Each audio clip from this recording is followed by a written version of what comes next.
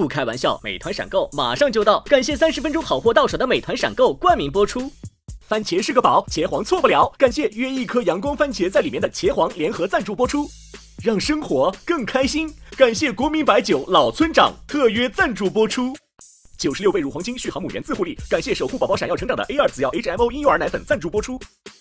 找回状态，脉动回来，感谢随时随地帮你 call back 好状态的脉动行业赞助播出。聊天吃乐事，分享更快乐，本节目由片片薄脆乐事不停的乐事赞助播出。真好笑，真有机，本节目由3方认证真有机的海天有机赞助播出。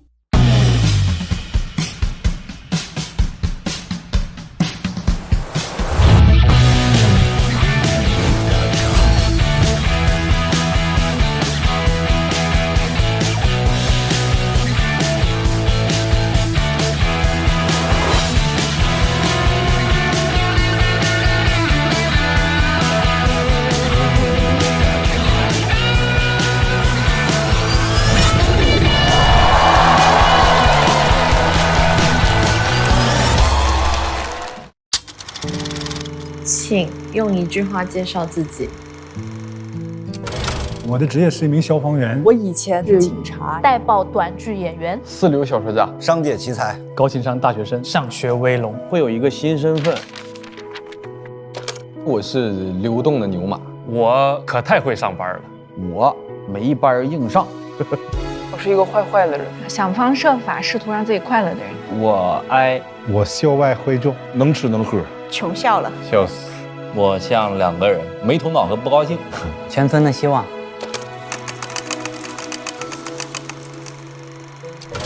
我可能就是一个来自土地的人，黄土高原上的一个小山村。黑龙江省呼兰县，现在是哈尔滨市呼兰区。安徽省宿州市灵璧县下楼镇乔河村。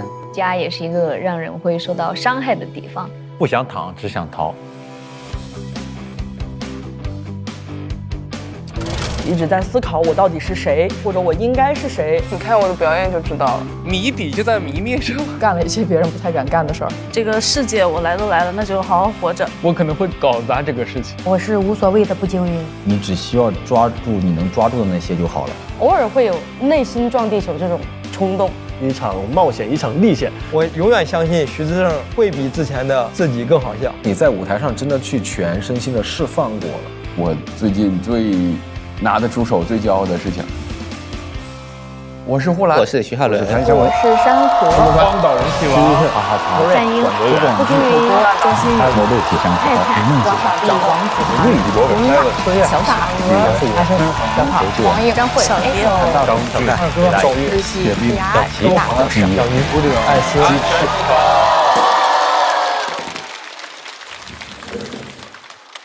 这片头曲吗？这广告吧。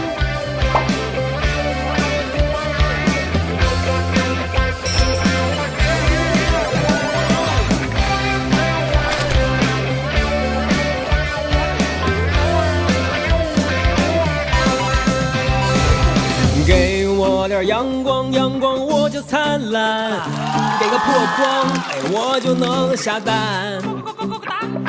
给我头大蒜，大蒜就能下饭，谁都拦不住我，都我自己玩。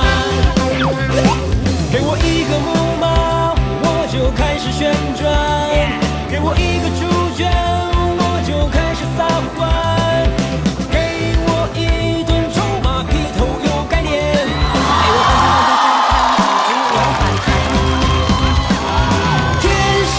就是自来嗨，原因留给别人猜，管他该来不该来，心不塞就不该打不败。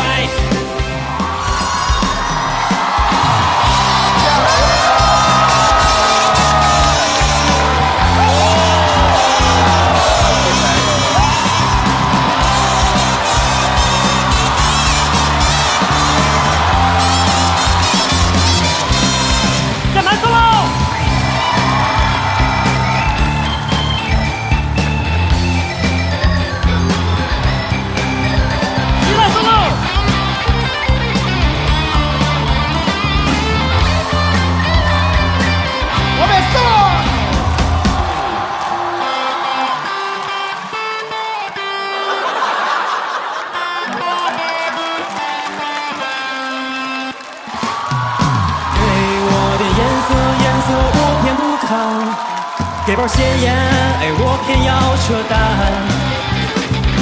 给我个条条框框，我偏调侃；给我大王蛋，我偏要去巡山。给我摔了一跤，直接开始睡觉。给我一场发烧，热度就比你高。给我一盆冷水，劈头又盖脸。正好我今天没洗澡。天生就是自来嗨，愿意留给别人猜，管他该来不该来，心不在就不该打不败。天生就是自来嗨，愿意留给别人猜，管他该来不该来，笑不开花不来真不该，心不在就不该打不败。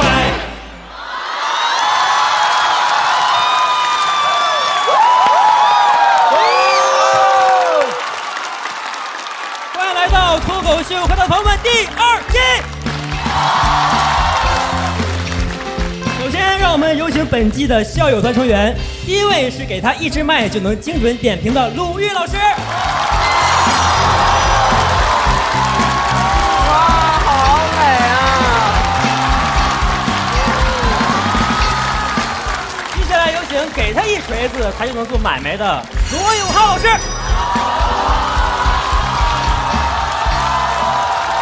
掌声有请我的好朋友，什么都不用给就能自来嗨的大张伟。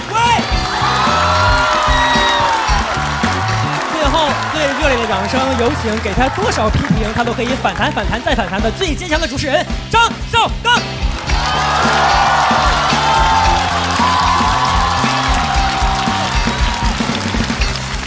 张老师，张老师，你知不知道你在做我的工作啊？我本来都不想 Q 你了，说实话。就是来都来了，为什么还给我们带来这么一首欢乐的歌曲？就是觉得其实还是这个舞台需要音乐，对，然后就写了首主题曲叫《自来嗨》。其实本来没想写这首歌，本来想写的是之前老观众可能知道我写过《怎么办》嘛，还有《怎么办安安》，所以很想写怎么还在办，还能怎么办？你们还办了，但导演组给我否了。我的意思，歌都写了，是不是顺手就可以参个赛？张老师，那个第3季已经夺冠了，那年没有请您，您不知道，可能我回去补节目。问你这个问题了吗？这样，我给你一个好的建议啊，带着你的破铜烂铁消失好吗？不要弹了，不要再弹了。王冕，收，上人撤了。你看看舞台没有音乐多干。好了，舞台有我不会干。掌声再次送给王冕，快消失！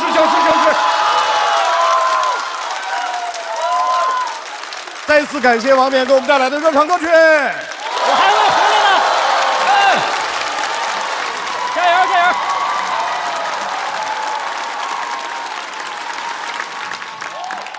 各位好，欢迎来到由美团闪购冠名播出的脱口秀和他的朋友们，欢迎各位。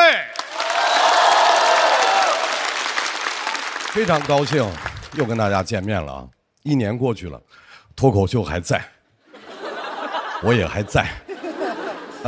我去年其实在节目里面说过，我希望节目能火，但是我又怕它太火了之后，它一定会把我抛弃，所以最好节目是能火，但不要那么火。当时我在节目里面说过一句话，我说火到刚刚好，刚刚就能好。结果呢，一语成谶。确实没有那么火，当然，这不是我一个人的功劳，还有上一季所有选手以及校友团的努力。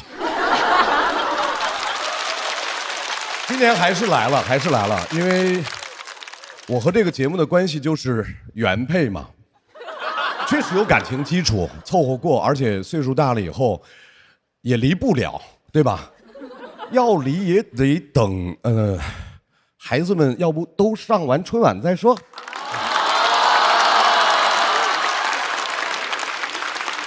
年孩子多，今年一共有59组孩子。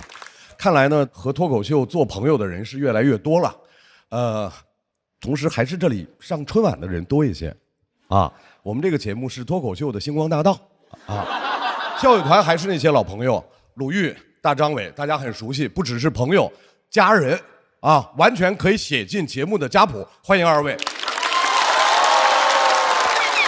另一位老朋友罗永浩老师，为什么我没有说他可以写进家谱？因为他很偶尔，但是也很经常，他会去对面串门。我是很怕我把他当家人，他只是想跟我们交个朋友。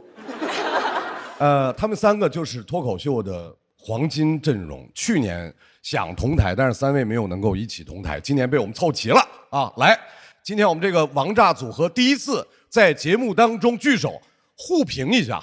罗老师，评一下鲁豫老师和大张伟。我觉得过去的20多年吧，有中国娱乐圈没有大张伟的话，我就觉得这个娱乐2个字也比较牵强。然后我没有那么出色，我见你会羞涩，太吓人了。还有就是中国的20多年，如果没有鲁豫老师的人物专访，我们在这类的节目里可能看到的更多不是人物。所以从这个意义上，我觉得有幸能跟这2位老师同台，我是非常高兴的。对，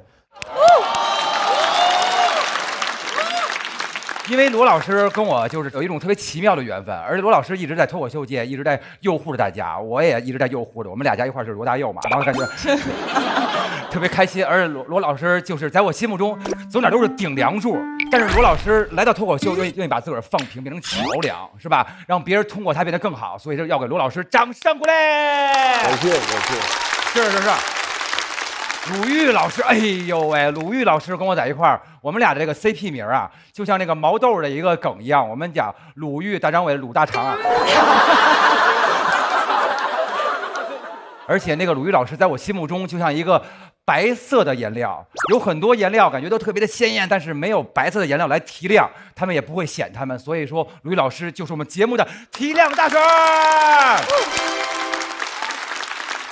还有邵刚老师，你是不用行，不必，必须说你是我们的大帝，我们可以踩你，不是，no， 踩了不生气啊，对不对？我们大帝老师一直拖着我们，给我们掌声鼓励，邵刚老师。鲁豫老师已经夸到这种程度了，已经这么华彩了。来，鲁豫老师点评2位。如果不是有老罗在的话，我肯定不会进入脱口秀圈儿。当初我在犹豫着要不要来脱口秀尝试之前，我唯一问过的2个人之一是老罗。我说我不敢，他好好的劝了我一番，晓之以理，动之以情，最后我才敢贸然的进入。所以我特别谢谢老罗。然后在我心目当中，老罗代表说话一个特别高的境界，就是既能好好说话，但是又能够有巨大的强大的气场，是我特别欣赏的一种讲话方式。大张伟代表另外一种讲话的方式，让我很安心，所以跟他们俩合作我又开心又安心，非常的幸福，谢谢他们。好，来，有名字吗？你们的组合？我想了一路也没想好，但是工作人员他们说私下传的叫鲁大锤，我觉得鲁大锤呀，嚯！对。如果说用咱们那个鲁豫，然后罗老师 LL， 我是 D， 是不是？我们正好是啦啦队，也是可以。来，再次欢迎我们今年的校友团的啦啦队组合。除了3位，我们还有一位新朋友。知道他要来，我们所有的选手都非常非常开心，只想和他做朋友，因为他非常受年轻人的喜爱啊。我们本来说等他来了再开始录，但是这位朋友说不用等啊，正常录半个小时就能到。给大家隆重介绍啊，他就是美团闪购啊，一种动态的购物方式，吃的、喝的、玩的、用的，他都有，都能送，30分钟就到手。这速度怎么说呢？就是我们简单说2句的功夫，他就到了，并且美团闪购这次不是自己来的，他还给我们带来了一位他的新朋友，让我们掌声有请李宇春。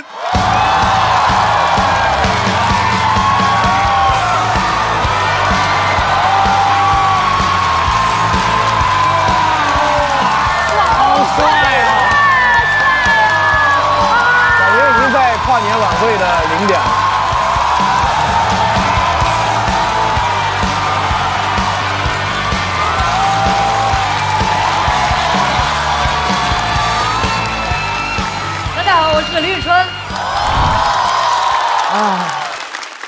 我这次来参加脱口秀，是因为我看了很多这里女演员表演的段子，他们让我这个 I 人呢，也有了自己想要表达的一种冲动。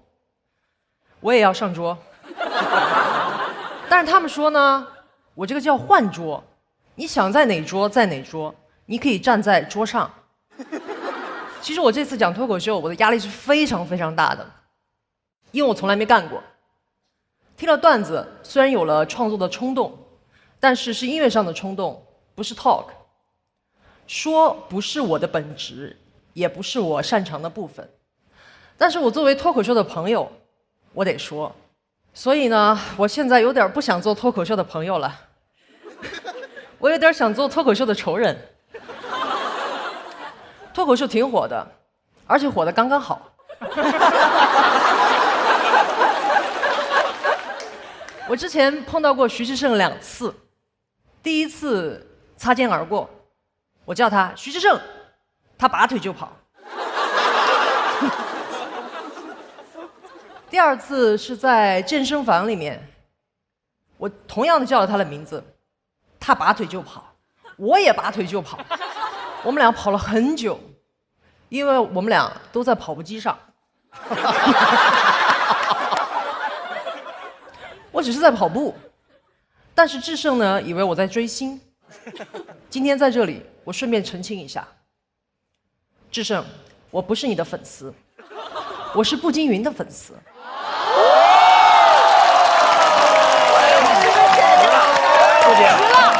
谢谢主持了。这是我第一次澄清谣言，因为这是所有的谣言里面最恶劣的一个。其实从出道开始呢，关于我的谣言就有很多。20岁说我是牛奶大亨的女儿，30岁说我嫁给了法国老头，40岁说我被命运彻底的击倒，坐上了轮椅，财产无人继承。相比之下呢，我觉得还是微博的热搜比较友好，他们只是在问谁给李宇春穿了裙子。我正式回应一下，我自己穿的。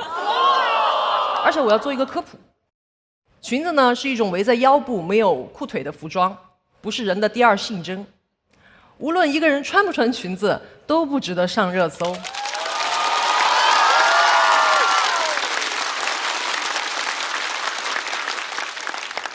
连新裤子穿裙子都不值得上热搜。我穿什么呢？其实一直是我自己选的，即使是一些时尚的活动。我第一次和国际顶尖造型师合作的时候，对方想让我 cos 梦露。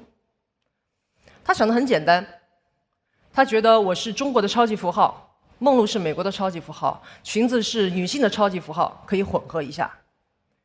我回复了他一个代表拒绝的超级符号。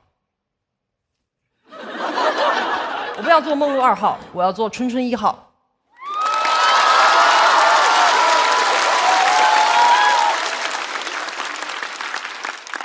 之前拍一个品牌的广告 ，slogan 是“你值得拥有”。我跟甲方说，我不想说你值得拥有，我想说我值得拥有。甲方说不行，你必须说你值得拥有。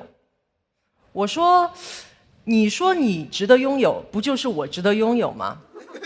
他被我问住了，他说：“你主体性好强啊！我跟你聊了没2句，我这个甲方就已经变成客体了。”我说：“客体，你值得拥有。”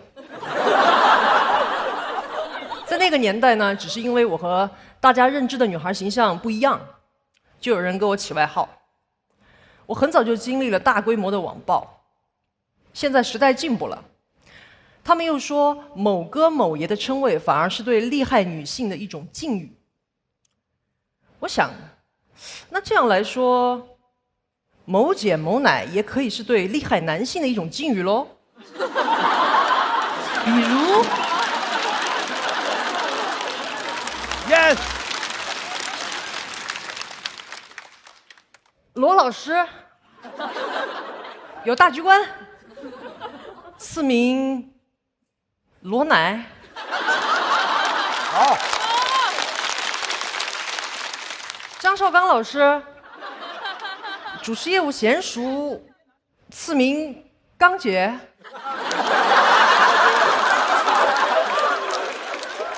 为，你只是一名歌手，就做一个普通的老师吧。当然，这些都只是假设。你要问我内心真实的感受，我只能说，到今天我都还不敢去陈小春的演唱会做嘉宾，就怕听到那2个字。我总不能听到的时候，我再去纠正别人说，你还是叫我们春春吧。我是春春1号，他是春春2号。今年是我参加工作的第20年，隐约从去年开始呢，我就感觉大家在等我干一票大的。于是，在今年的4月1号，我就提出，搞一型大型的这个马拉松吧，回馈广大玉米的一路陪伴。玉米当然也不负所望，对我的提议哀鸿遍野，说李宇春欺负老人。还有人说挑战传统审美可以，总不能抛弃传统美德吧？马拉松会不会办，我是不知道的。但是我真正想表达的是，人生这一场一个人的马拉松，我一定会继续跑下去。我不要坐轮椅，我要做自己。谢谢大家，我是李宇春。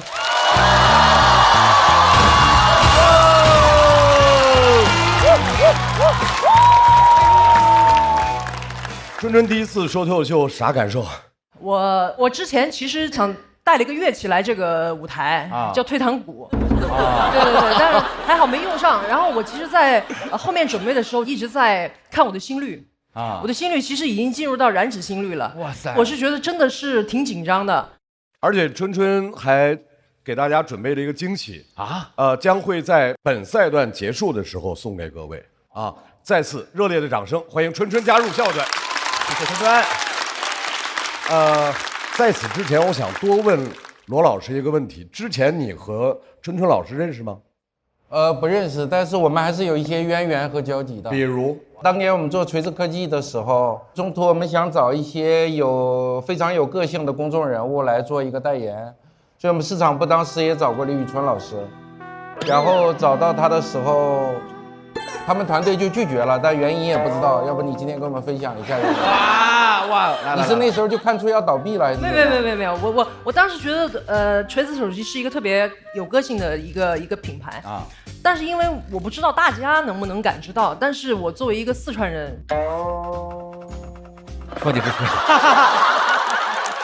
我可能有点没有办法去跟我的这个家人、我妈妈、亲戚说，我代言了个锤子，代言个锤子啊，这个在四川是骂人的，对，是因为我想着要是那个广告，就是满大街都是，我有点没法见家乡父老了。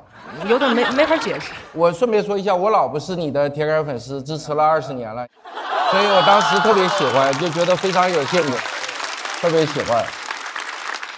现在我们笑团的人就齐了，齐了。罗老师，能不能跟大家分享一下，你有没有对特定的选手有特定的期待？我对新选手期待比较高。对，希望给老选手造成足够的压力。我对好多老选手是有很深情感的，然后我上一季能感到他们好多人在处于就是我进入到创作瓶颈但就快突破的那个时候，所以我特别希望他们这一季能够再迈上一个高峰。真是期待，因为在这个舞台上吧，如果说笑话，有时候它能准，有时候不准，是吧？对，它无法预测。但是要胜不骄，败不馁，是不是？不能一败就馁，一败就馁就会变成馁，一直馁，这样馁完哪个没完没了，就不要这样馁下去。好笑不好笑，勇敢的讲出来，我觉得特别棒，哈吧？我们今年有一个就是来玩的啊。我们今年有一个新的 slogan， 叫做“用脱口秀和生活轻轻交手”。为什么不是大打出手呢？因为脱口秀谁都打不过。太棒了。我觉得脱口秀是所有的演员在生活当中和生活轻轻交手之后，用幽默的方式，用脱口秀的方式来描述自己的困境，来描述自己的遭遇的一个特别好的方式。那应该叫认怂保平安呀。好，下一季好吧？得了所以也希望我们脱口秀演员们，他们精彩的脱口秀表演，也给生活当中有相似困境的朋友一个和生活轻轻交手的体验和感受。看一下真正的主角们，59组选手都已经在备战圈摩拳擦掌，来看你磨成什么样了啊！来了，哎呦喂！好，各位抓紧准备。我们先挂了电话，把你们更多的精彩留在舞台上，加油，各位，加油！然后还有一些朋友要隆重介绍，就是我们节目特别重要的优秀的编剧团队、编剧朋友们，他们是这样的一帮人，就是他们自己不爱参赛，但是特别爱看比赛让我们掌声欢迎程璐、海源、袅袅、三弟那儿非常爱退赛的博洋、放放。我们编剧老师选一个代表，选一位代表。来替编剧老师们发个言，就是这季有没有什么特别的期待？袅袅老师，那个希望选手赛出风格，赛出秀。哇，好棒啊！熟悉的感觉终于来了，好冷漠哇，喜欢这个感觉。那除了我们编剧老师之外，在台上还有一个人群，我们需要特别的介绍，因为他们很重要，他们一直在给脱口秀输送新鲜的血液，他们是全国的很多优秀的脱口秀俱乐部的主理人。因为他们不断的输送着新鲜血液，我们才能够在节目里面感受到那么多优秀的脱口秀新人。让我们来给大家介绍一下，他们是开花脱口秀、会说笑喜剧、喜翻喜剧、西安喜欢脱口秀、笑妈喜剧、昆明不止喜剧、会笑喜剧、过载喜剧俱乐部、宁波蓝梗喜剧、四笑喜剧、Kudos 可逗了工作坊、苏州莱塞喜剧、搞笑圈脱口秀、无名喜剧、都不酷喜剧、加密喜剧、趣听喜剧、上课喜剧、单立人喜剧、喜剧联合国。下一波，让我们再次把掌声送给各位。最后还有很多来自各行各业的脱口秀的好朋友们，欢迎大家。Hello， 有来开心了。来介绍一下赛制。在比赛之前，我们在线下呢邀请了来自不同行业的、不同年龄的200位观众，对他们的这个自我介绍做了兴趣度的投票。第一眼就看到那个我来都来了，是因为来都来了就要做一下这件事情。我来都来了，因为我比较喜欢他这个无所谓的态度。我像两个人，因为必须要有双重的人格，才能与这个社会达成一种共识。我一个坏的人，有时候偶尔的时候做一个坏的人还是很爽的。我走了条弯路也很喜欢，可能喜剧的内涵就是悲剧吧。我爹味渐浓，我想看到底浓到什么程度，然后到底怎么样浓法。我真的受伤，因为我左手真的受伤了，我刚拆完钢板。我流动牛马，因为我觉得他有可能是徐志胜，他最近参加各种综艺，在刷脸，然后在打工。根据观众的感兴趣程度，所有的自我介绍产生了1到59的排名。按照排名的先后顺序，选手依次盲选其余的选手的自我介绍，这样来形成 PK 的关系。我们大屏幕显示一下，我们最受欢迎的自我介绍是我来都来了。那我们掌声恭喜这位来都来了的朋友，这位朋友也可以举手了。我选这个。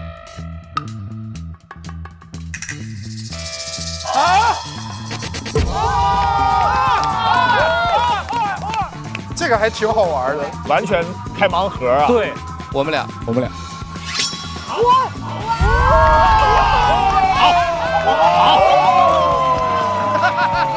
说世子之真，向来如此吧，真的。这个太有节目了。我选一下爹味渐浓是谁？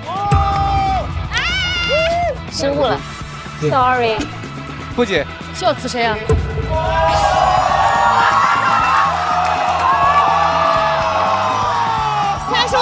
三收三世。毛豆吧，就油转场吧，这。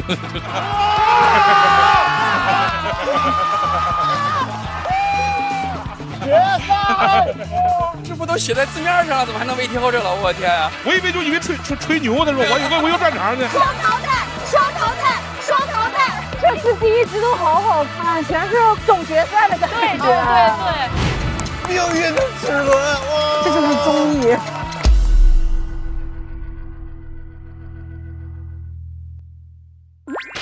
这一季的节目一共是300张票 ，PK 赛结束之后，票数高的这位朋友就晋级了，票数低的那位朋友进入到待定区。如果平票，同时2个人都大于200票，2个人都晋级；如果双方的票数都低于或者等于200票，那么这2个人都要进待定区。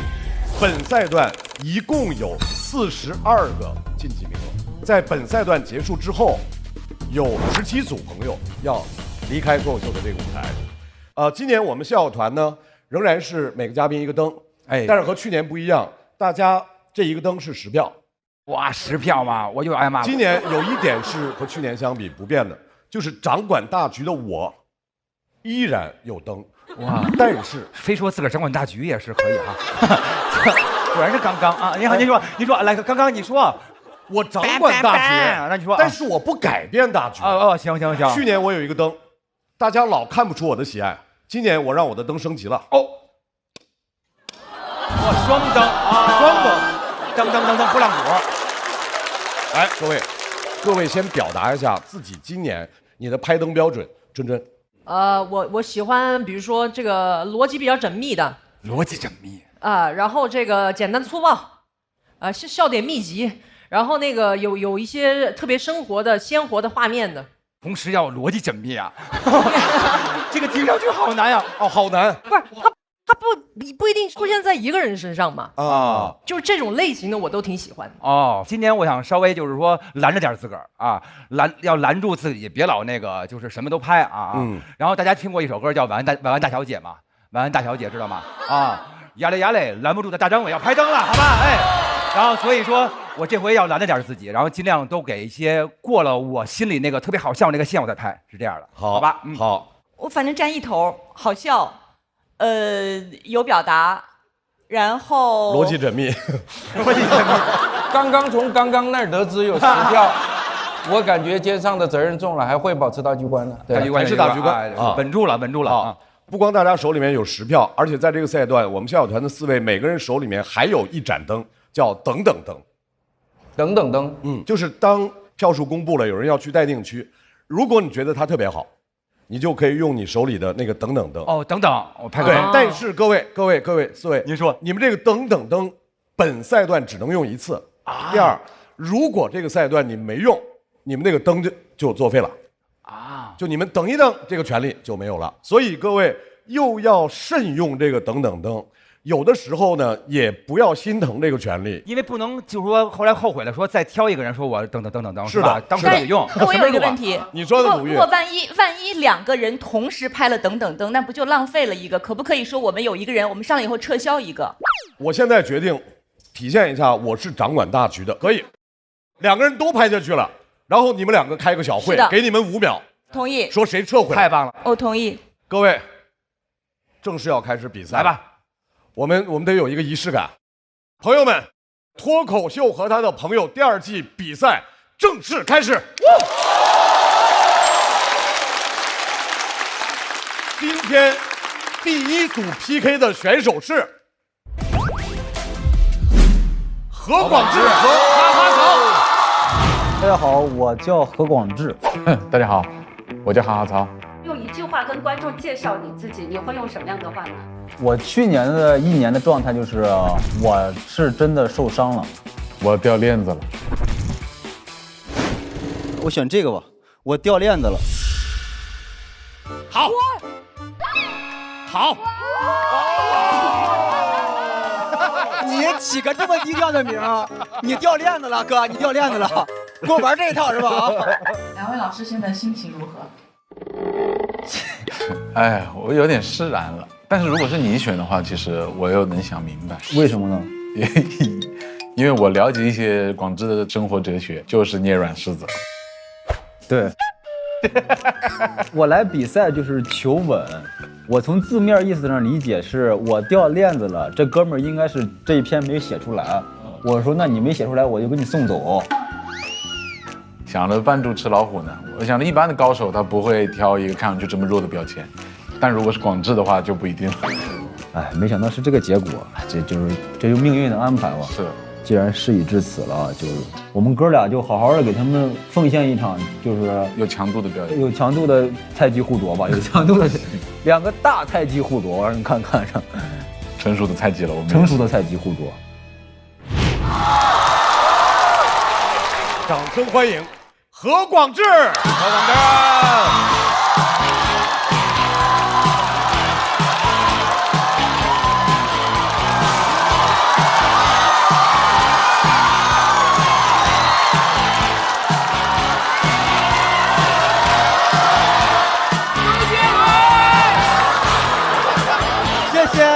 谢谢，朋友们太热情了。大家好，20多朋友们，你们好啊！哎呀，谢谢，哇，好帅是吧？谢谢，每年来参加就图你们这个了，知道吧？哇，今年人来的真的是不少啊，这该来的还有那不该来的都来了。既然这样，咱们就热闹起来啊！又开始比赛了嘛，每年比赛都很兴奋啊，但今年说实话，多少有点比不动了。我快30了，你知道，就造不起来了。就刚刚王冕那个表演，我只觉得吵。那是造吗？聒噪。那是脱口秀吗？咱们来点正经脱口秀啊！你看有朋友知道啊，我去年左脚这里打了1个月的石膏。解释一下啊，脚崴了，不是说脱口秀让人打的。踢球被对方铲了一脚，不要误会啊，不是什么足球男孩呀，纯新手局。甚至都不是你们理解的滑铲，是他滑倒了把我铲了。巨匪前韧带断了，别看踢的业余，伤的很专业。这个伤我都不太好意思往外提。医生说这是顶级运动员才会受的伤，别人受这个伤都是欧冠、NBA 防梅西跟詹姆斯，我是小区门口防贾浩跟放放，没有防住。放放那天踢的确实也挺好的。3个进球，2个助攻，1根韧带。可以了。巨匪前韧带，当时看到报告单上好多生僻字，吓得我赶紧问医生，我说医生，我这个巨排前韧带怎么了？朋友们，如果报告单上出现了生僻字，先不要着急读，不然万一读错了，会让医生产生一种这个人就算救好了，对社会也没什么帮助。他应该不只是脚上缺1根筋吧？这种韧带确实，你好的时候注意不到它，断了之后才发现生活离不开它，才会知道它的好，才后悔当初没有好好的珍惜它。所以我觉得这根韧带就应该叫前任。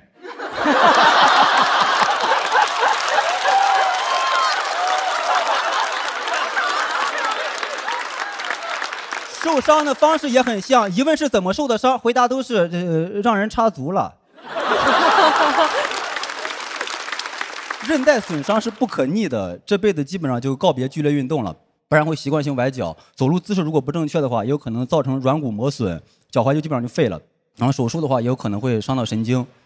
当然这些都是我在小某书上看的，那里看病太吓人了。我就想看看，我说这个症状骨头是伤到哪儿了呀？这小某书看了10分钟啊，就感觉别看骨头伤哪儿了，就看看骨灰撒哪儿吧。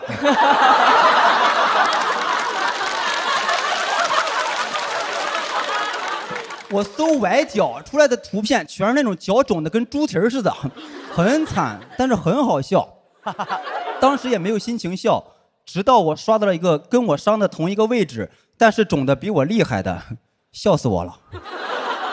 笑着笑着就笑不出来了，因为他说一开始的时候也不肿，第2天肿起来了，打算明天去手术了。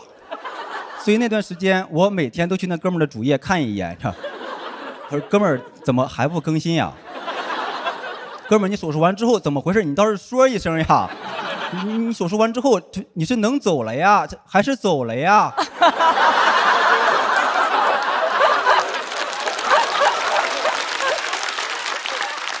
脚完全沾不了地。第2天3个朋友陪着我去医院检查，咱也不用羡慕，他们3个看我笑话去了。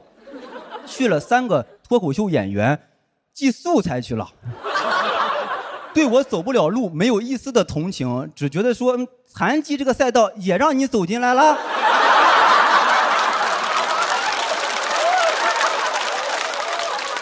他们的冷漠让我想到了余华带着史铁生踢球的故事。我发现网上好多人都特别喜欢这个故事，觉得这么开玩笑太酷了。为什么？因为你们带入的是余华。我铁生说一句，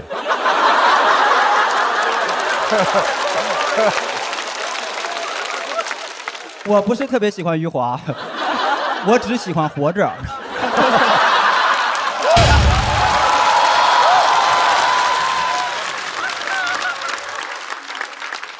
怎么说？出完这个文化梗，觉得自己更像史铁生了。他们说别装了，你就是个大专生。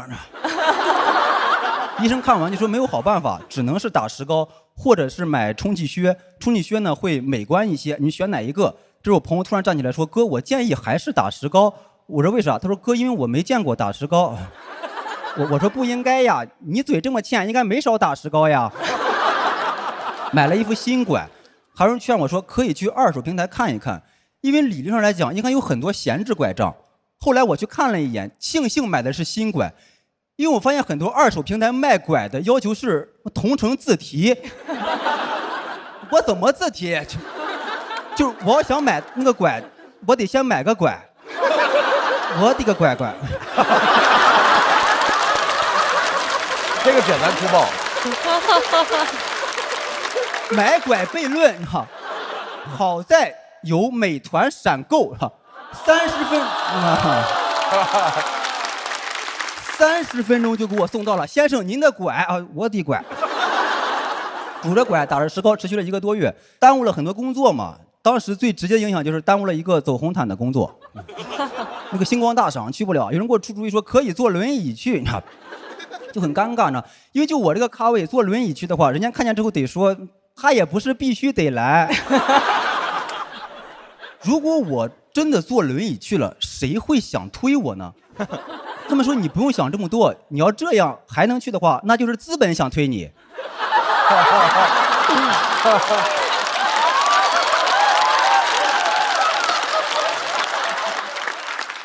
到时候你也不用怕推着不方便，因为资本想推一个人很容易。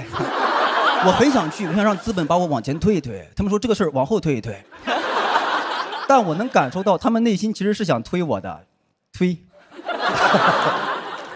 伤了之后对工作也不全是坏处，还是有好处的。就比如我现在演出压力都特别的小，就你别管好不好笑吧，我觉得这个段子差评应该不多。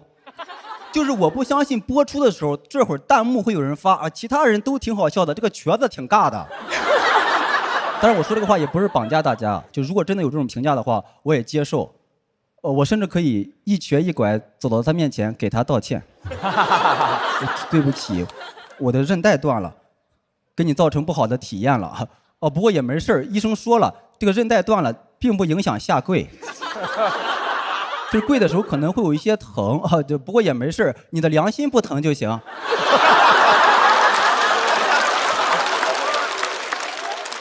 看得出来，这只脚韧带虽然断了，攀爬能力反而提升了，很轻松就登上了这个道德高地。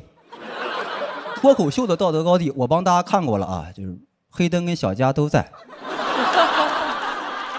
我真的觉得这个行业太残酷了，你像黑灯跟小佳。他们会把所有的伤痛给当成素材，就导致我现在一有伤痛，心情就特别的复杂。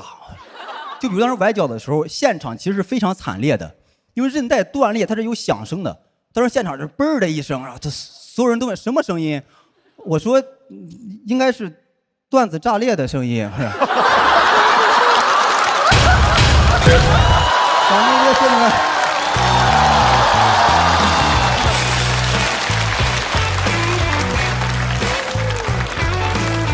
给了，应该给了4灯吧？4灯。谢谢广智给我们带来的精彩表演。来现场的各位朋友，不要忘了手中的投票器，倒计时，2、1，好，再次谢谢广智的表演。谢谢大家，谢谢大家。哇，广智有新名了，这个段子之后，之前是带刺的玫瑰哈，以后见面我的乖乖。大老师刚才拍灯的点是活着，对，因为一直都很棒嘛。从前任开始的时候就想拍了，后来前任忍住了，然后后来拍了这个点，我觉得特别酷，因为我也那个就是那个叫伤过，对，伤过。以前玩滑板的时候都是伤过，所以这个特别有共鸣啊。哦。我以前玩滑板也是，梆的一下，那个整个那个脚不是崴了吗？就是脚崴了之后，对。旁边有一个哥们儿，他女朋友是那个刚学护士，然后过来就摁，说哎这样疼吗？这样疼吗？我说不疼啊。我说为什么？因为我崴的是另外一只啊。一直过来就崴，然后但是我一直觉得那个广智特别神，一般人吧看不见太近的东西。比如说自个儿一崴了之后，段子炸裂的声音，他就一下就能看见很近的东西。是的，感觉广智是那种能看见自个儿眼睫毛的人。视力好，去体检视力确实特别好，就是也。是。哎，春乖乖那块到了吧？到了。因为我非常投入在他的这个段子里面，而且广智是活在我的那个荧幕前的人，我今天总算见到活人了。我之前是在屏幕上看嘛，然后我今天现场感受，我觉得确实非常非常有魅力，而且我觉得广智是越来越成熟，然后越来越怎么说，就是从容自如，是吧？就是那种出梗的那感觉特别的从容顺啊。最后那个炸响，那是梗响的那一刻我拍的，我是特别高兴，因为我觉得广智回来了，而且更厉害了。谢谢。因为开场的选手是最难的嘛，非常难。所以从这个角度，就是说他顶了这么大的压力出来做一个开场秀，然后能有这样的表现，还是非常了不起的。然后我觉得表演上还不是你最好的状态，我感觉还可以更好，还能更好。对，然后脚本是无敌的，跟鲁豫老师感受一样，就他创作上回归了。因为我只是有一些过滤啊，一直中国有很多人认为广智脱离生活就演不了。大家其实喜欢广智的人都很揪心，他被认为是中国叫什么传统脱口秀、穷鬼脱口秀赛道的天花板。这都是谁封的也不知道，什么东西？穷鬼，雄伟，穷鬼，穷鬼，雄伟，雄伟，这什么玩意儿？是网友说的，对。然后现在大家都知道他富裕了，在小红书上经常还能有人偷拍到他坐头等舱之类的啊。卢老师，你刷这么多小红书，这都能刷到就？就有一个问题，就他讲他原来穷鬼的段子很真诚，但一个人坐了头等舱以后再讲穷鬼脱口秀，这个艺术家就会出问题，就很不真诚。所以网上网友说什么又希望他过得好，又希望他还能够有好的创作，又怕他做落虎。希望广智以后出差都骑独轮车过去，好吗？所以我觉得他今天讲的跟穷鬼脱口秀无关，但是还是非常牛。是的。广智，你为什么选这段？这确实是我去年1年发生的最大的一个事儿。其次就是如果再不讲这一段的话，就快好了这个觉。海源老师觉得广智这段表现怎么样？因为广智在受伤的这一场我也是同场的球员。对，因为我们这个水平的人就是适合我们这种水平的一起贴。但我觉得就是广智今天那个表演的节奏特别稳然后以及他对素材的挖掘和掌控，就是整个事情的几乎每一个细节他都能写出很细致的好笑的东西，这是广智他创作力比其他很多演员强大很多的地方，特别厉害。不敢。再次感谢，这是我们脱口秀回来的朋友第2季的开场选手，就给我们带来了如此精彩的表演。谢谢广智，我们将会在2组演员全部表演结束之后再给大家揭晓结果。广智在等待区稍事休息。下一位要上场的选手大家也很熟悉，脱口秀圈里面 rap 最好的，说唱圈里面脱口秀最好的，掌声欢迎哈哈草。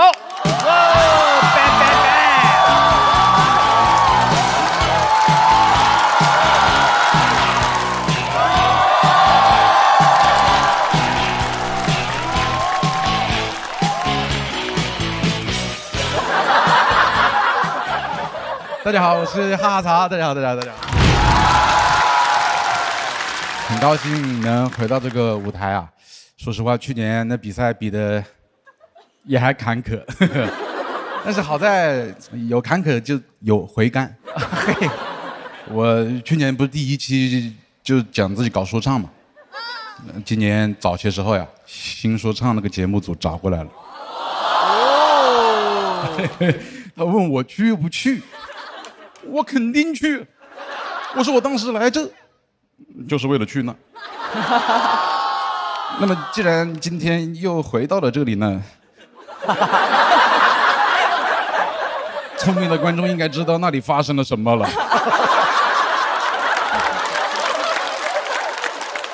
我缓了好久，我才想明白，他们把我喊过去，就是把我当吊哥搞了。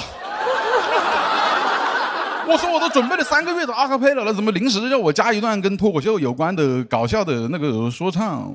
我当时还想着，那对我还挺上心，我就答应了。我当时信心满满，我来上海海选就2天，我带了4条内裤来的。我想着肯定要多待一会儿嘛。今年4月9号来的上海，住到官方指定的那个大酒店里面，加上我那酒店一共关了270个 rapper。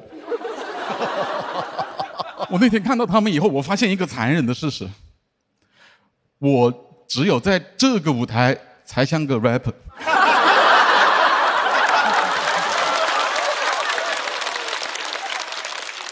我当时被那270人就一挤着，我就像一个帽子戴反了的喜剧演员。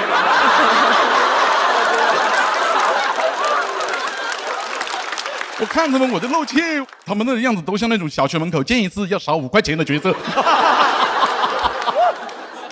我是真怕他们呀！他们跟我讲话都说：“你一个讲脱口秀的过来干什么？”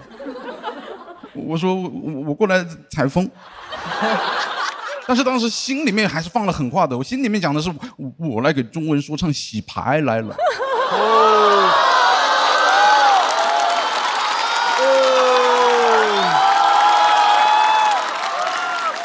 我们那个牌局是当天下午3点钟开始啊，270个 rapper 被那大巴拉到那郊区跟缅北一样的地方，吓得大巴干了一件更像缅北的事情，收手机。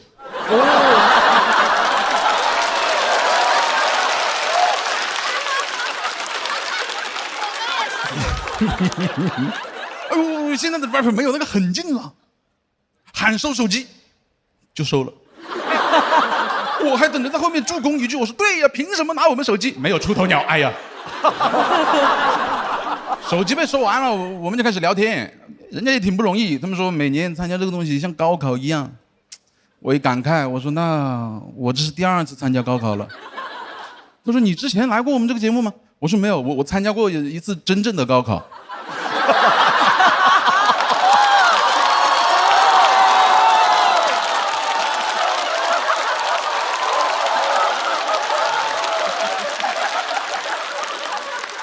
无意间的一句聊天呀，哎，被人高看了一眼的意思，哟，还是位学士，他说我。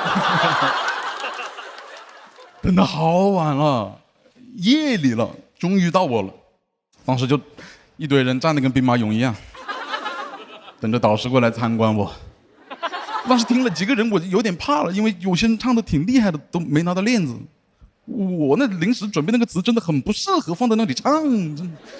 黄子韬到我面前，我硬着头皮给他唱，说我像倭瓜，这长相看着太委屈。长沙的水渠怎么养出条翘嘴鱼？你说 Dan， 你唱歌怎么叽里呱啦？我说 Man， 能给我吃口鸡米花吗？啊，刚才应该听不懂。我到底是去错地方了，当时就没有这么热闹了。我当时就唱这里，就黄子韬就跟我握手了。他跟我说：“你这东西听几遍我也会唱了。”我当时没听明白，我说：“那你学的还挺快的啊。”后面他才跟我解释说：“你这个 flow 太简单了。”他就去考核别人了。他这么一走，当时一看表，4月10号是我32岁的生日。我那下好难过，我在想我在干嘛？我都32岁了，我为了音乐梦想背井离乡，我带了4条内裤跑到上海来，大半夜的在这郊区里面鬼喊鬼叫的。我准备了2个月的词，我就唱了4句。我在干嘛？我讲脱口秀蛮好的，我还是个太子，我跑过来当质子来了。仗还没打就把我献祭了，真的。我当时真的受不了那个刺激，我当时大脑开启了保护机制，我就开始幻想一个不存在的现实，黄子韬莫名其妙的过来听我接着唱。我给他唱完以后，他说：“兄弟，你刚刚就该唱这个。”然后把链子往我身上一挂，我说：“hold了。”然后我再拿着个链子走到另外一个兄弟面前，我说：“哥们儿，你刚刚唱了3次零失误，你比我更值得这根链子。这个链子不是黄子韬给你的，也不是我哈哈曹给你的 ，bro。这个链子是中文 hip hop 给你的。当时在场的270个 rapper 一听这么 hip hop， 然后冲过来抱着我，把我抛向高空 hip hop hip hop hip hop。我这个梦是什么时候醒的嘞？是后面那个导演组发出一声这个声音说，第2组考核全部结束，请回休息区吃盒饭。我吃盒饭的时候，我看见我复活的那个哥们了，我才意识到啊，我们这 loser 在这吃盒饭。那一刻真的泪水打湿盒饭。想回湘江河畔，嗨，但是我手机又不在身上，我还得去求那个导演把手机还给我。他说：“哈，曹老师，我会把手机给你，你就跑了吧。”他一下读穿了我，我只能跟他装可怜。我说：“我今天32岁生日，你可以去查我身份证。”我32岁了，我10几个小时没跟我老婆孩子联系了。我一个父亲，我想拿着手机回一下祝福短信，我想看一下我女儿照片。哎，真的卖惨还是有用的。他把手机还给我，凌晨3点的样子，我逃出了那个园区。接我的那个司机还说：“哇，你们这里面好热闹，这么晚了还有人在里面喊。”我看好多人进去嘞，我没看见几个出来的。我回到酒店，我又睡不着，订完最早的一班飞机，我真的没事干了，我就先换了条内裤。我后面第2天9点钟的时候就已经回到我长沙的家的床上了。根据我那边线人的情况呢，他们录到了第2天的8点钟，他们说你跑得太快了，兄弟，你跑得再快一点，你都有不在场证明了。我那天在飞机上，我也是没合得了眼，真的太难过了。一闭眼，我脑子里就在唱，我还准备了没唱完的那个阿卡贝拉。我一闭眼，我就在想黄子韬说我这东西太简单了。我就闭眼，我就想我是不是能唱得再快一点就好了？我是不是唱得足够快，快得超过光速，能够让时间倒转？说我说我这整天看太委屈，唱的委屈怎么讲？就是像嘴时间不停的倒转，倒转的那个新说唱的导演过来问我去不去，我说我不去。我是一个脱口秀演员。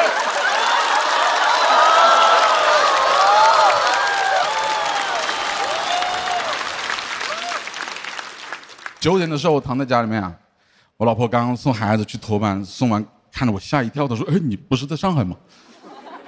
哦，我看着我老婆眼泪就下来了，我抱着她说：“我说老婆，我好像做了一个好长的噩梦。”她拍了拍我的背，她跟我说：“生日快乐。”她说：“你回来也挺好的，我给你订个蛋糕吧，反正中文说唱的蛋糕你也吃不到了。”谢谢大家，我是新说唱271强哈哈曹，谢谢大家。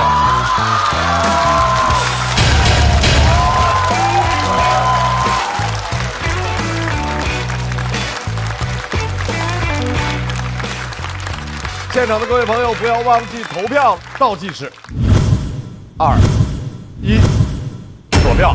好，再次感谢哈曹。哈曹，你为什么想说这段？你看今天几号，张老师？这才1个月，我消化不了这件事情，我难受了好久。我一个月也没有喊人 bro 了。我朋友说啊，最近我录音棚也不想去了，我跑过来当质子来了，就是把我当调哥搞了。能够让时间倒转，导演过来问我去不去，我说我不去。因为他这事儿我跟我说过，我们正好录另外一个节目的时候，咱俩还聊这事儿呢。哎，你要是评委，你当过？我去年当过，我去年正好是录这个节目，跟咱们节目，然后跟那个说唱节目，这个节目叫 The Show Must Go On 嘛，那个节目叫 The Show Must Hold On 嘛，就是一直在 hold on， 也不 hold 哪儿呢。然后那个，如果你会给链子吗？我给啊，我还跟他说来着，我说这我能不给吗？我太喜欢这个了。但是就是因为可能黄子韬，所以是黄子韬听不懂。也不是黄，这话是你说的，不是，I'm a， 你才是 rapper， 你是最 rapper 好吗？哇塞，你太 rap 了，不是，我说的是可能，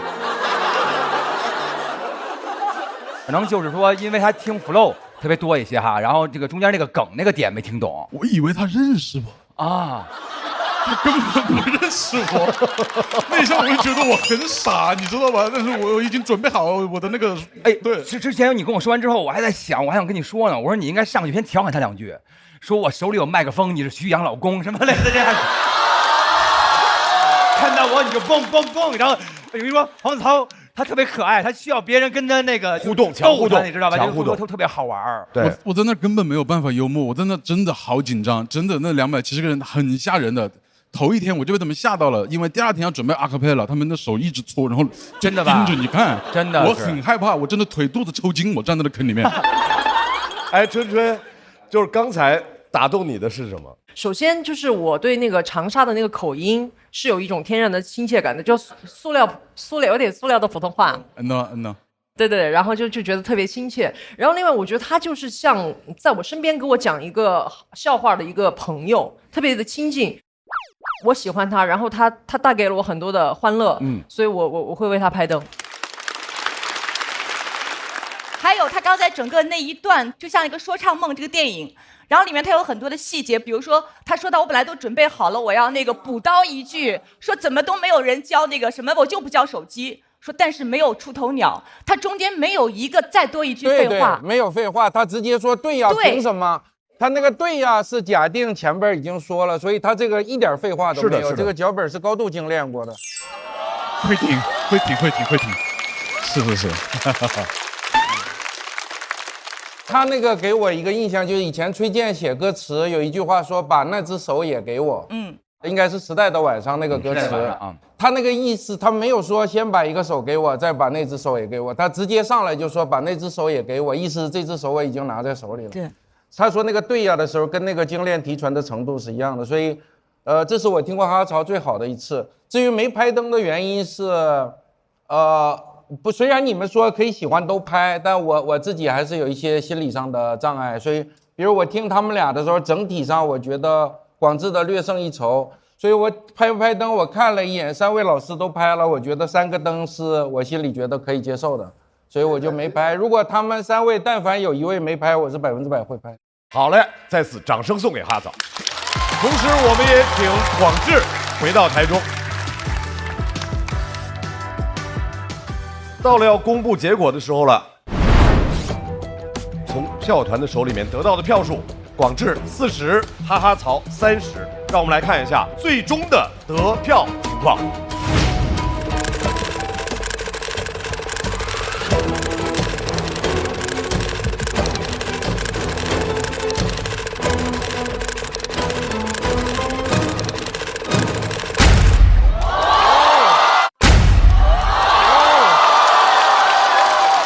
何广智292票，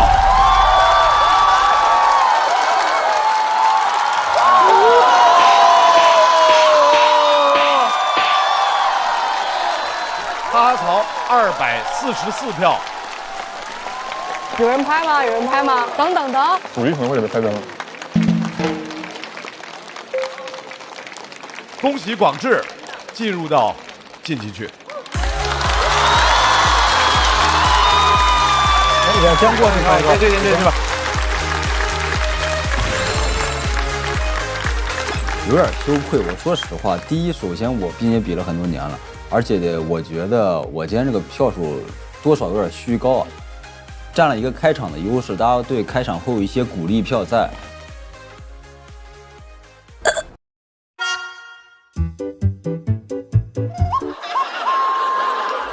很遗憾，哈曹待定区。不好意思啊，你说一个习惯，待定区。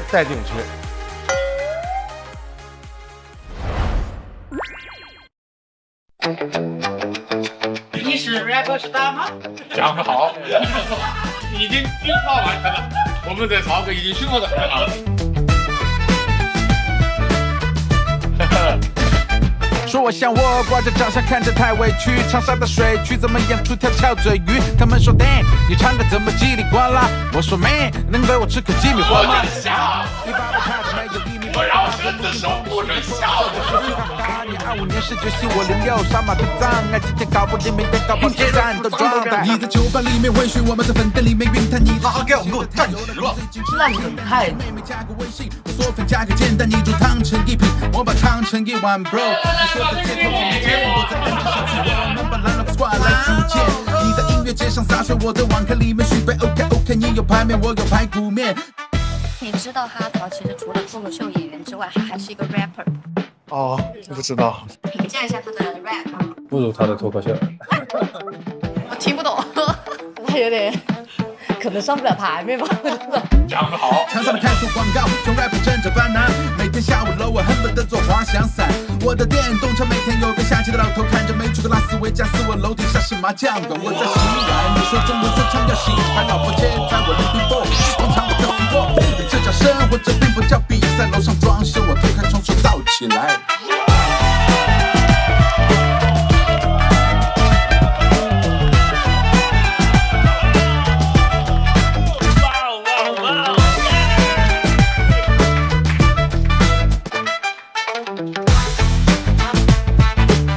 想象中好很多哎！我希望在明年的春晚上面看到哈曹唱 rap。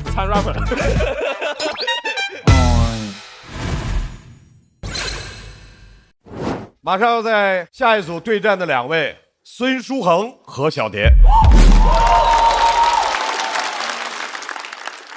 掌声欢迎孙书恒。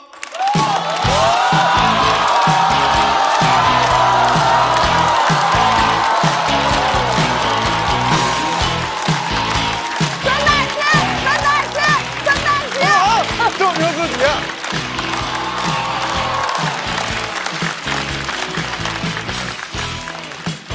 嗨，大家好，然后我叫孙书恒，啊，我其实是个 I 人啊，就是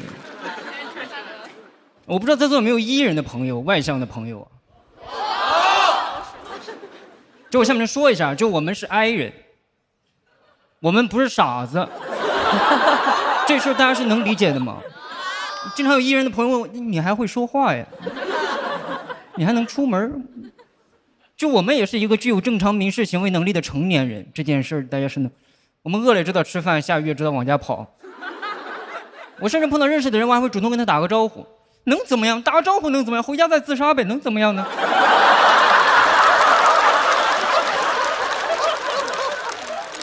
但我是那种不知道大家有没有跟我一样的，就是我碰到那种半认识不认识的人，我只能跟他发出半个招呼。碰到认识的人，嗨；碰到半说不说，嗯。只能发出一个声母，我有时候就是。他们还说 I 人不善拒绝，我是会拒绝，但我最多拒绝你3次，啊，不是说一定要在乎3次这个数字啊，而是因为3次就是我想象力的极限了。我想象不到人怎么能这么不要脸。在你拒绝他2次之后，他还在邀请你，再1再2不再3吗？不是。就经常有那种巨1的朋友问你喝酒吗？我说啊，不去了吧，你昨天不是刚喝过吗？你怎么还去？他说走，我请客。我说啊，我不去了吧，我今晚还有点事儿。我都说我今晚还有点事儿了，你别管我有没有事儿，你不能再邀请了，你懂吗？你怎么还得怎么邀请，还得怎么？他说。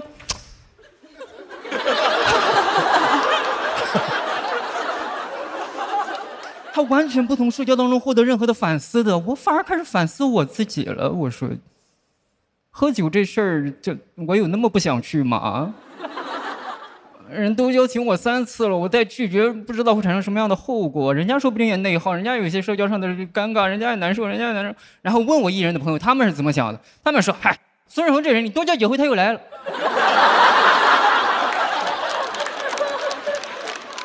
凭什么呀？他们凭什么完全不承担社交带来的尴尬？他们说 I 人是刀口向内的，E 人是刀口向外的。这怎么2回伤害都是一个人啊？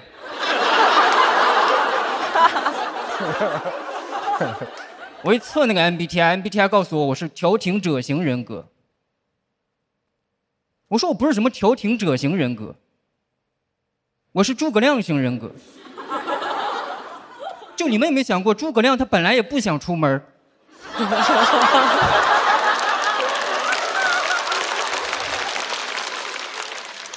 但是刘备邀请了他3次。诸葛亮心想，我是不想出门，但你说就匡扶汉室这事儿，他有那么难吗？不行，帮他匡一下也行呢。真是，丞相真是一个典型的 I 人啊！他在《出师表》的倒数第4小段里都已经透露了他是个 I 人这件事情。倒数第4小段特别重要啊，第一段就有点太自恋了，最后一段就有点像结尾和心声。倒数第4小段没人在乎，在那悄悄透露自己是个 I 人，前面铺垫了一堆的治国方针，最后才敢说臣本INFP， 躬耕于南阳，苟全性命于乱世，不求闻达于诸侯。但先帝是个 ENFJ 呀。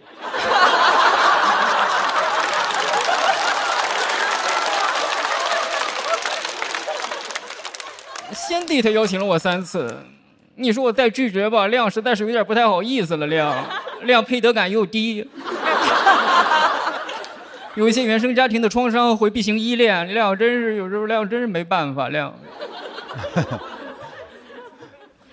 丞相真是一个典型的 INFP， 我就是跟丞相共情了，他就想待在家里睡觉而已，就我们这个人就想在家待下睡觉而已，那有什么错呢？你非要叫人家出门，那不都告诉你，那不都跟你说了吗？卧龙。可以。丞相就是被架住了，我不知道大家有没有那种社交当中被架住的那种场景啊？我经常这样，就在一个聚会里快要结束的时间点，这个时候我要去上个厕所，主人跟我打招呼说：“哎，走了。”我就真得走了，我厕所我也不上了，走，我行李我也不要了，走，扔掉我的行李和膀胱，走，我就是。我不好意思不走，他给我架住了，我老是这样。就我是个 I 人，啊，我原来也装过 E 人，但我装不了，我就天生是个 I 人，就我先天就是这样，你能明白吗？喝中药调理不好，就是我天生就是这样，能。但是不可能的，就是这个社会不给你这样的机会，这个社会就是个E人本位的社会，啊，外向人的社会，你们的社会。我是个山东人啊。我从小接受的教育都是你得闯荡点，你得外放点啊！看到亲戚跟他打招呼，看到外国人跟他学英语，但是你从小都是这样的嘛？就在我爸妈的眼里，那样的人才是大人。你感觉在他们眼里，成年人是不可能是 I 人，I 人不可能成年，I 人就是18死，你就。但我也能理解我爸妈，就是在他们那个年代，就是没有手机、没有导航的话，你要是个 I 人，确实很难存活，是吧？因为这是基因决定的。我是个山东人，你看为什么东北现在全是E人，全是外向的人？是因为你闯关东的时候啊，你要是个 I 人，真的闯不了的，朋友们。哎，一个人能从青岛一路问路硬问到哈尔滨。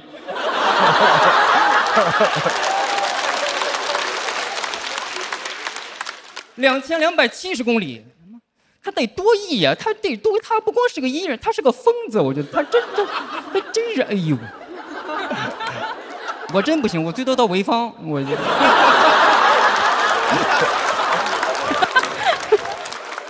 外向就一直是我们自古以来的价值观，是吧？主流价值观，这是毋庸置疑的，这是。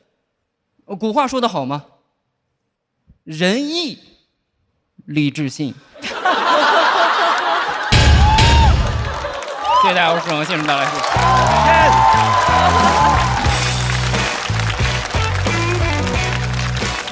来，各位抓紧，在孙书恒的表演结束之后啊，孙书恒索票通道开启。再次感谢孙书恒的表演。4位，你是 I 人，我知道，哎，都 I 啊。所以大家都能理解孙书恒说到的生活里面这些沟通、怕沟通的这些困境吗？他讲到问路的时候，我太共情了。就没有 GPS 的年代，我们就活不了，简直。但是你没有拍我没有拍，就因为它结束太戛然而止，我都懵了。我觉得你应该是还有，但是可能我不知道是舞台的时间的限制还是什么。对，篇幅限制，可能也是嘴快吧，可能也我也不知道。我昨天晚上还专门熬夜看了他那个 B 站的有一个专场，很有趣啊，三堂会审，推荐给大家。可能还有一个原因就是，他这种 I 人上来就是很蔫儿，好像不是给观众讲，是说给自己的。就我看线下的表演，很多那种小俱乐部的场地，甚至是挺破挺脏的，然后打的那个光面光都不足啊，然后突然冒出这么一个 I 人，然后在那儿低着头，好像跟自己说话，那个气场氛围全是对的，所以你就感觉非常非常有意思。但是咱们今年的舞美比往年好看太多了，所以我会觉得孙书恒出来的时候，我脑子里老觉得，哎，这跟我熟悉的孙书恒的画面不一样。后来就感觉这个有点过于华丽了，所以跟那个可能有一点冲突，我不知道。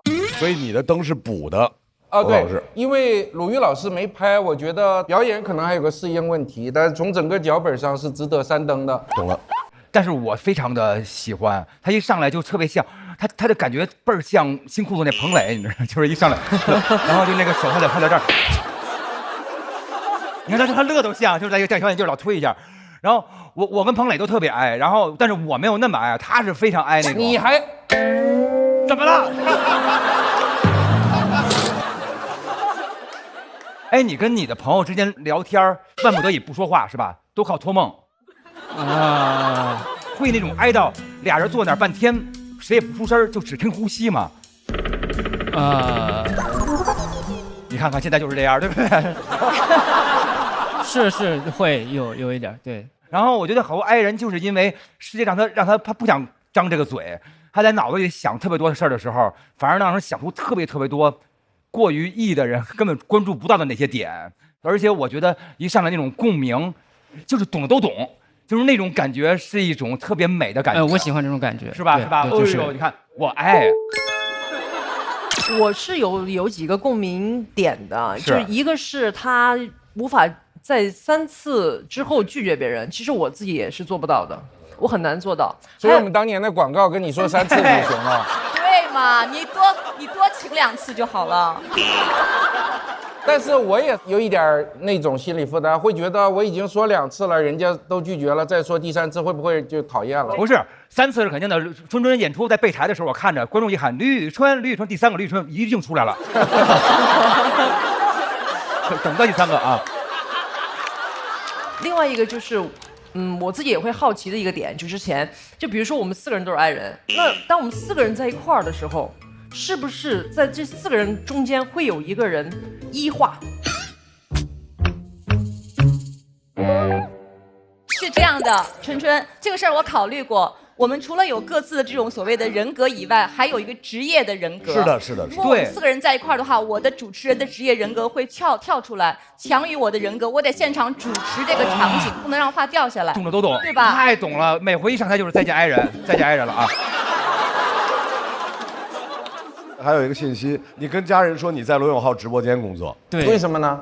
因为在山东你不能从事这种第3产业，就是不能从事不稳定的自由职业。对。所以你跟家里谎称在我那儿做了5年直播。对，为什么你选的是罗永浩直播间？因为其实比较稳定，是4大直播间里的老4。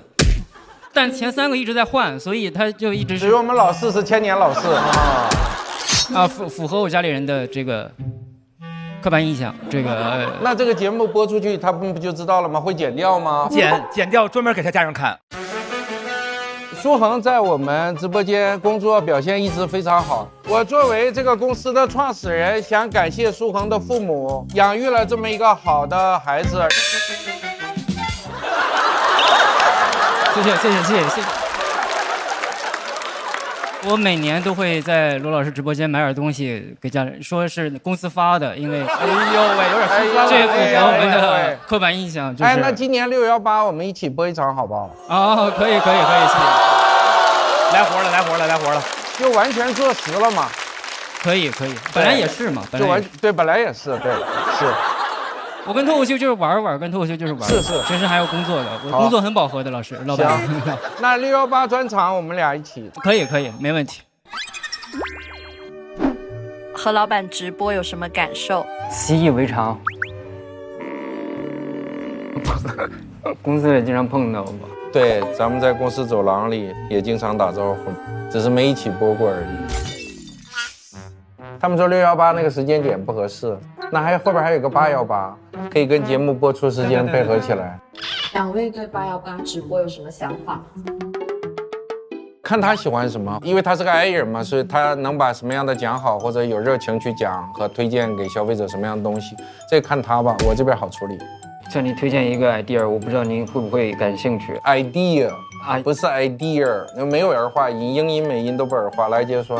我有一个点子。点子。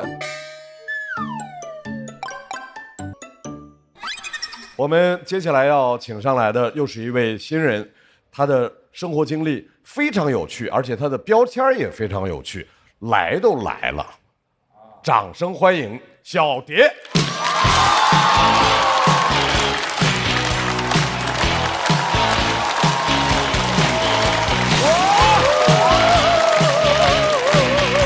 来了，脱口秀第1名成员。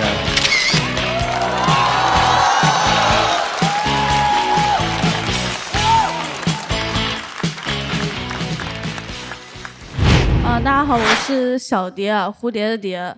我的身世呢非常的离奇，简单来说呢，就是在我出生之前，我妈就已经做过了绝育手术。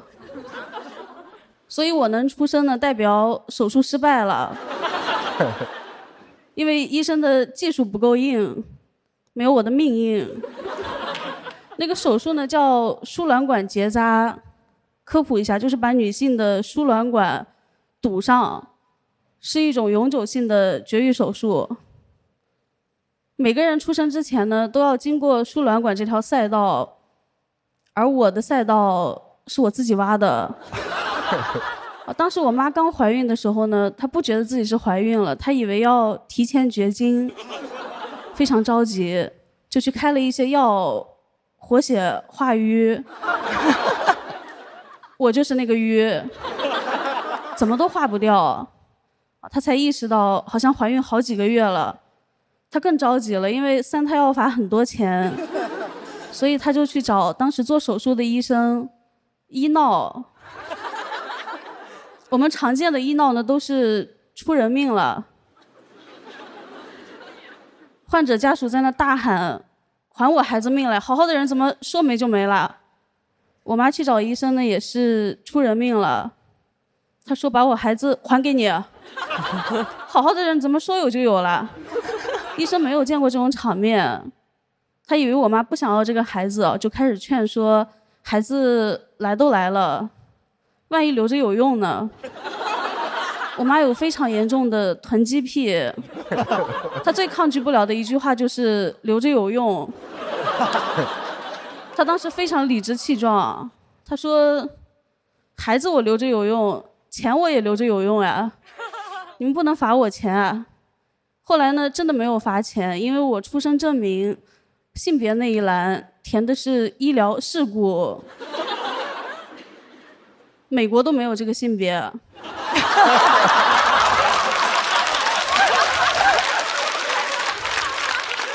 我一出生就是个法外狂徒。然后关于我出生的这些故事呢，在村里广为流传。在村里人嘴里，我的出生堪比猴王出世，已经有点妖魔化了。就好像我是从石头里面蹦出来的，一蹦出来我就大喊 "Surprise mother"。Father，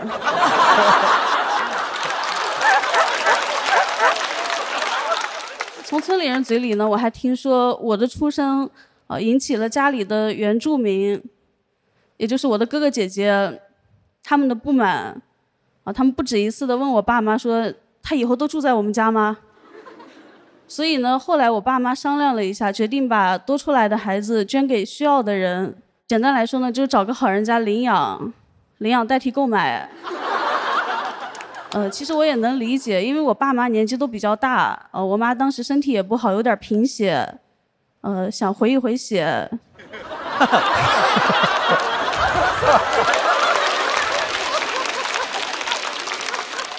幸好那个年代没有互联网，没有什么二手平台，不然我一出生就是二手平台的小宝贝，就会有人在下面评论“宝贝几成新”，宝贝还在吗？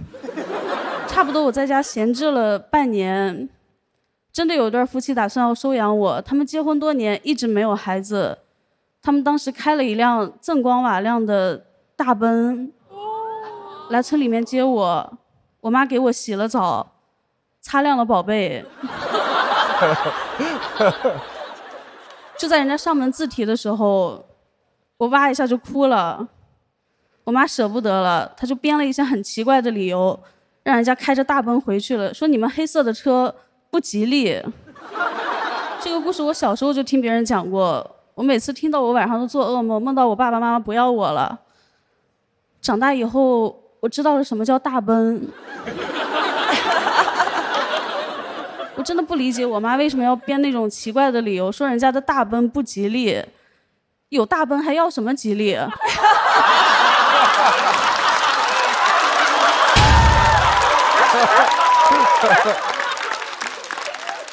我问我妈为什么要后悔，她说养了半年养出感情了。当时我在她怀里面哭得太厉害了，我说有没有一种可能，你把我放上那辆大奔，我就会开始笑。我真想回去把我的嘴堵上，我就跟她说你别哭了，你再哭你妈可就要你了。就这样呢，我就成为了一个农村3胎家庭最小的那个成员，孩子都流向了不需要孩子的家庭。我妈真的有非常严重的囤积癖，家里留着有用的东西也太多了，她还留着我哥哥姐姐小时候的衣服，所以我一出生就失去了穿衣自由，也获得了穿衣自由。我从小的穿衣风格可盐可甜，非常复古，穿的都是古着。但是我刚上1年级，我就继承了哥哥姐姐小学初中的所有书本。我哥哥姐姐根本就不学习，他们的书太新了，我妈舍不得扔。所以当时的场景呢，就是我穿着我姐姐的衣服，拿着她用过的作业本，站在教过她的老师面前。这个场景非常诡异，我感觉老师都懵了，是不是当年教过的那个差学生回来索命了？而且呢，大家都说什么教科书是最权威的，但是我一点都不相信我的教科书，因为那几年呢教科书改版了，我用的是上个版本。怎么说呢？鸟巢都快盖好了，我书里北京还在深奥。我上课就像在玩一个游戏，叫找不同。别人书里面太阳系有8大行星，我这儿有9个。有一次检查课文，我才知道那篇课文他们的书里面要全文背诵，我这儿只需要朗读一下就好了。所以呢，当时虽然大家用的都是人教版的书，但我是老人教的，我上的是 old school。我也跟老师去吐槽过，我说我爸妈给我用的是旧书，当时呢，老师就随口一说，哎，你要原谅你的爸爸妈妈，他们也是第一次当父母。说完他自己都沉默了，他不沉默我都没发现，我用的爸妈也是别人用过的，他们是3手的，都已经第3次当父母了，而且还是知3当3。不过好在后来呢，上了5年级，我就拥有了全新的教科书，因为义务教育普及了，书本费免了，所以呢，托举我的不是我的家，是我的国家。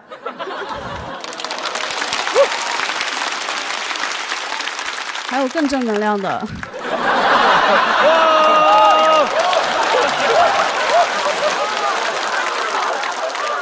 后来高中呢，我考上了全国100强高中。高1开学的那一天呢，我真的特别开心，因为我知道家里面那些留着有用的东西，我再也用不着了。幸好我哥哥姐姐没考上高中。然后那天呢，我妈也非常开心，她到处跟别人炫耀说：“你看我就说吧，留着有用。”我说管你留着有用没用，我的人生可要全新起航了。我就讲到这儿吧，谢谢大家。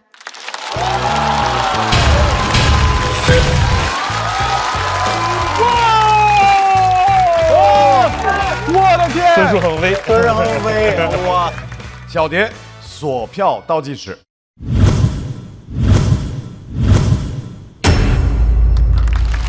谢谢小蝶的表演。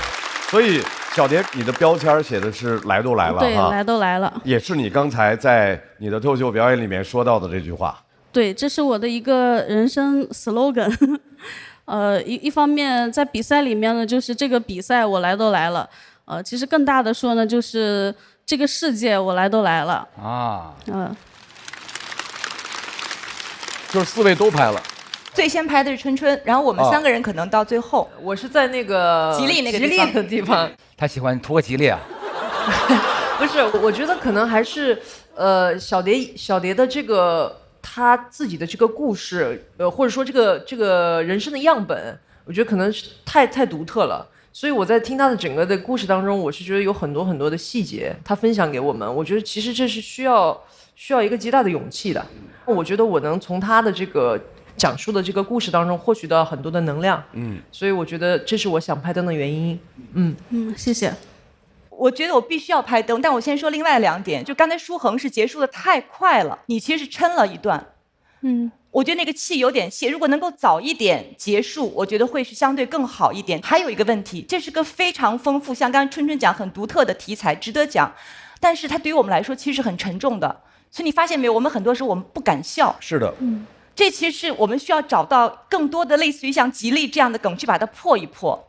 但是你今年讲已经比去年前年讲这个氛围因为我们也在进步，我们的接受度我们的边界也在被你们拓宽，但是我觉得就是这样的一个没有任何一个人以这样的方式回顾自己的来路，我觉得所以值得讲，我就拍了。鲁豫老师这个点我在听的时候我就在想，您不是说结扎之后您就出来了吗？是吧？您就是拦不住的大小姐啊。不知道我是不是猜错了，就是你中间有一段比较荡的那个，然后拖得也比较长，是因为前边开场的时候感觉没有那么好，没有达到预期，所以你就有点意兴阑珊了，是那样吗？是吗？因为我也是个 I 人，对，就是我会上台特别紧张。这个场地真的对线下的选手是一个巨大的挑战，而且脚本大家也听得出来，就是今天表演差一点点，我非常惋惜。还有你那些我有时候觉得中国有一些父母确实是真的比较粗线条，他不知道对孩子的那种伤害。我是家里的第4胎，然后本来是要打胎打掉的啊。那时候下放到农村，然后父母去了卫生所，进去一看，里边都是苍蝇，就所谓赤脚医生，你知道吧？就那种没有受过严格医学训练的，然后害怕了，就回来了。回来了以后，这个事儿就别告诉我了吗？我长大的过程中一直说本来是不想要你的，对，他们会一直重复对告诉我强化这个东西，所以让你产生很大的负担。我是到了给父母伺候的很好之后，我才彻底摆脱了这个。所以我觉得你随着你高速的窜红走红之后，在父母面前找到那个尊严以后，这个事儿是可以化解的。对，可以化解。杨先生啊，哎，我特别想听我们编剧老师的评论。我自己审美上，我特别喜欢领养代替购买那个梗，因为我觉得有的事情它不只是听起来很地狱，它实际上就是很地狱，所以我觉得，可能如果是一个更剧场一点的环境，可能大家都感觉到更有安全感一点，可能这个笑声会更好。是的，是的。然后我也很喜欢小蝶的风格，还有小蝶确实是我见过的字面意义上生命力最强的女性，所以、谢谢希望你后面能有更多的表达吧。再次掌声送给小蝶，非常精彩的表演。我们也把孙书恒请回到台上，来，2位站到投票区。我们先来看一下校友团给2位的票数，孙书恒30，小蝶40。在全场的所有朋友投票结束之后，2位的票数是请看。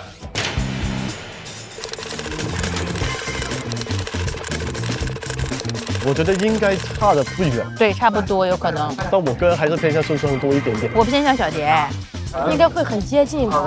我觉得240左右吧。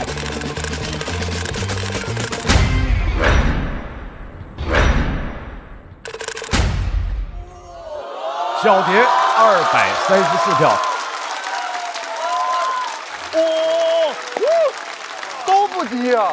啊，真的很接近。恭喜小蝶进入到晋级区。等等，等等，等等，等等，等等 ，hold on， 这就用了，这就用了啊！当当当！啊！哎，哇！我的就用掉了，用掉的理由是大声说出来。理由就是他们俩的作品，不管是脚本还是以前的表演，我都看过，觉得都是一流的。但是今天说实话，在这个舞台上，两个人表现都不是他们最好的表现。我觉得他们俩今天是旗鼓相当的。那肯定。于是用了自己的等等等。对对对。那么，小蝶、孙书恒双双进入晋级区。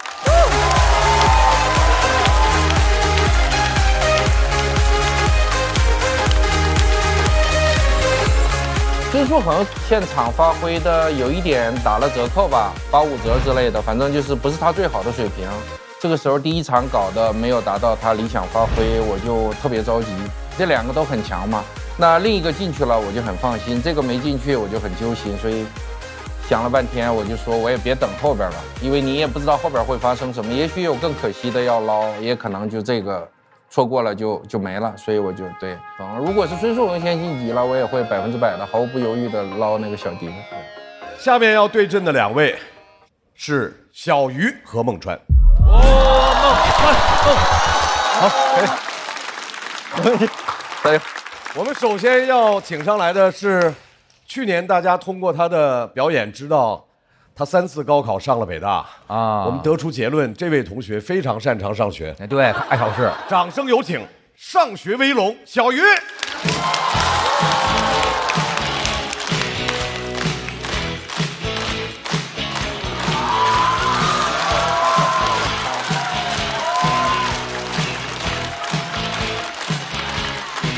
哎 ，Hello， 大家好，我是小鱼。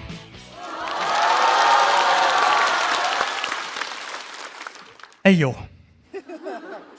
第一轮就打川哥，我在想我们俩怎么能 PK 呢？孟川小鱼，川渝一家亲呐、大家还记得我去年分享过我高考参加过3次，最后1900分才考上北大的故事。今天再跟大家聊聊我最近的生活。我学的是预防医学，现在大5了，马上准备本科毕业。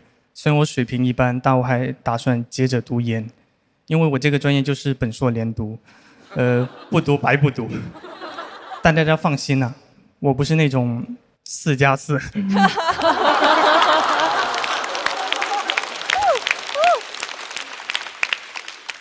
给大家解释一下，一般来说，只有本科学临床医学才能当医生，我预防医学都不行。我想当医生，只能放弃现在的医学专业。会去参加第4次高考，总分2500分，才有机会当医生。也就是说，我得弃医从医。我这个专业是5+2哈，就是现在大5自己去找导师面试，双方都同意就可以继续读研了。我当时给很多老师发了邮件，不改内容，只改称呼，很有效率。但我水平一般，很多老师都婉拒我了。只有一名姓王的老师迟迟没有回复我。还有一线生机，我就又给他发了一次非常诚恳的邮件，他回的也非常诚恳。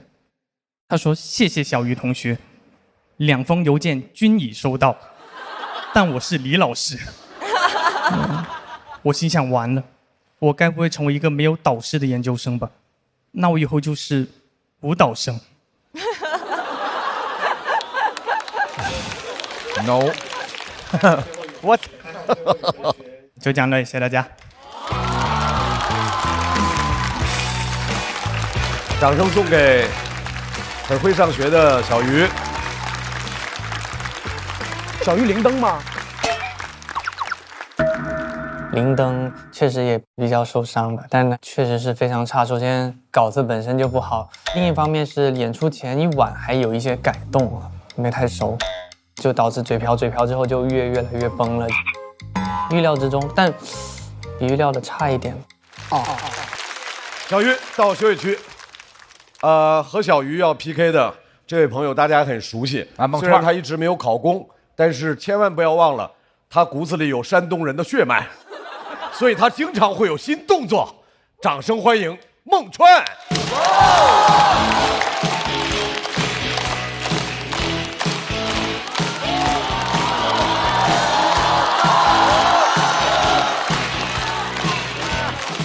大家好，我是孟川，山东艺人。我是今年唯一参加节目的总编剧了。毕竟其他总编剧也没有什么家世，有时候我跟陈哥一块改稿，我看着他快快乐乐的，我都想再给他找一个家。今年过年，我是带着一大家子人一块去泰国那边过的年。当时那边正好闹绑架案嘛，但是一看机票酒店也太便宜了，想着就去呗，反正一家人也在一块儿。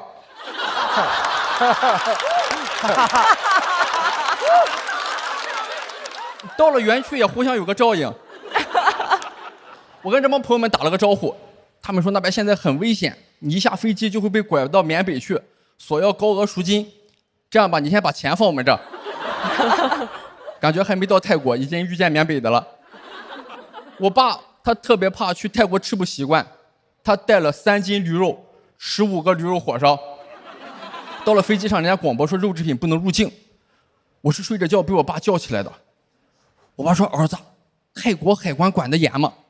我一下子吓精神了，我说：“爸，你走私什么了呀？”我爸说：“在你包里。”我说扔了，我爸不想浪费，强行派给我3个驴肉火烧，但是带的实在太多了，我就看见我爸在飞机上给空姐派驴肉火烧，但是人家空姐非常善解人意，人家拒绝完我爸的驴肉火烧，我爸正往前走，空姐就把我爸拦住了。说机长也不吃。驴肉火烧还好，关键是驴肉是一整块的。就看见我爸从座位上站起来，特别有礼貌地问：“各位，请问谁带刀了？”人家有个乘客特别热情，就在说那边用泰铢不用刀了。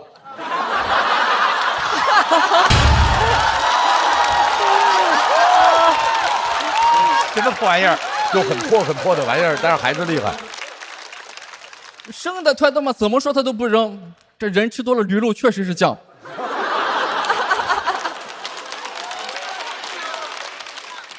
我害怕呀，我看过影视剧里边那种缉私的，你带着驴肉火烧不用狗我都能闻出来。真出了事肯定上热搜，说脱口秀演员因为走私驴肉火烧被捕。网友评论说没见过那么馋的劣迹艺人。然后我爸又劝我说：“儿子，下了飞机不是还要走一段吗？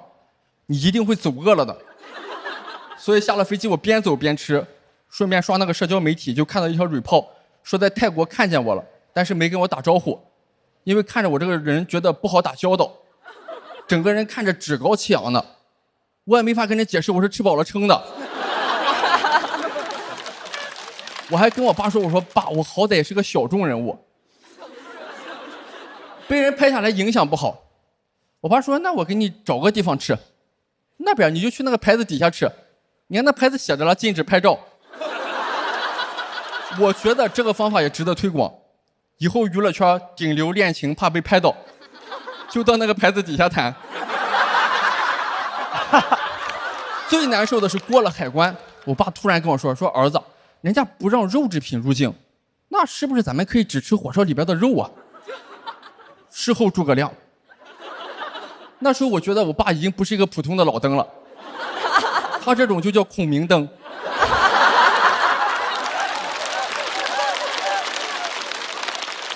这个事儿也让我觉得山东人民有足够的智慧应付海关，那应该也能应对关税战。我甚至觉得山东人的眼光，咱们都放得更长远一点，别光盯着国内这点编制呀，跑出去啊！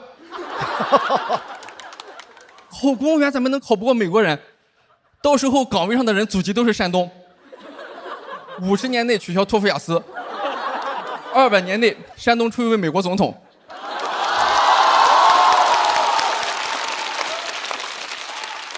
你们想想，美国梦一觉醒来发现是孔孟，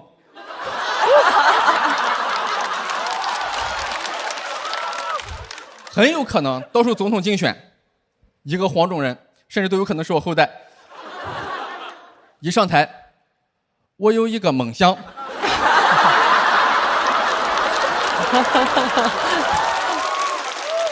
山东人肯定都给他投票，而且总统竞选这么重要的事儿都帮你了，那以后托你办点事儿怎么了嘛？没事给他打电话，喂，于汉逊，啥空出来坐一坐，给带来点家乡大葱。哎，自己家种的，没花什么钱。那个自由女神像换孔子那个工程。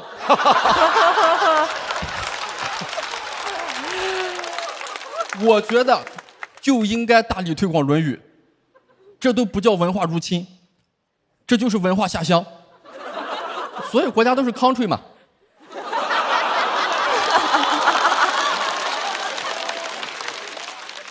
不用会多了，会一句叫“有朋自远方来，不亦乐乎”，这个世界就没有战争了。谁说敌人来了只能打倒他们？完全可以喝倒他们。到时候2个总统坐一桌，酒杯一碰，一个说 drink first respect 先干为敬，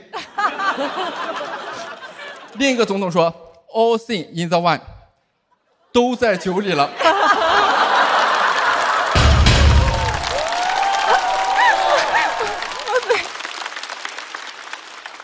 全球化已经不行了，那就干脆试试全山东话。美国 America 鲁 A，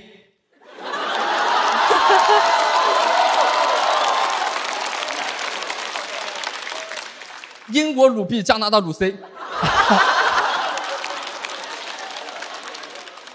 这个世界和平之后，咱们再解决一下这个世界的终极问题，比如说男女对立，咱们把这个地球的版图重新画一下子，重新画成南半球和女半球。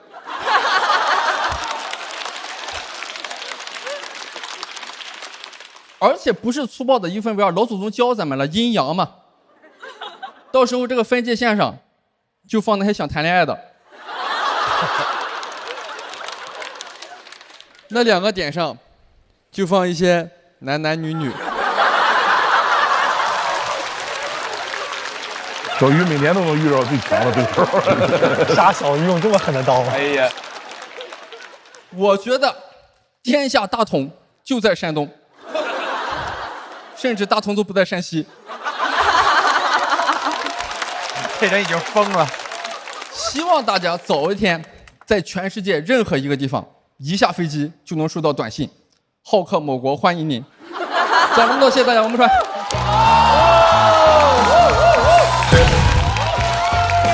炸了！来，各位抓紧给孟川投票！哇，抓紧时间，孟进。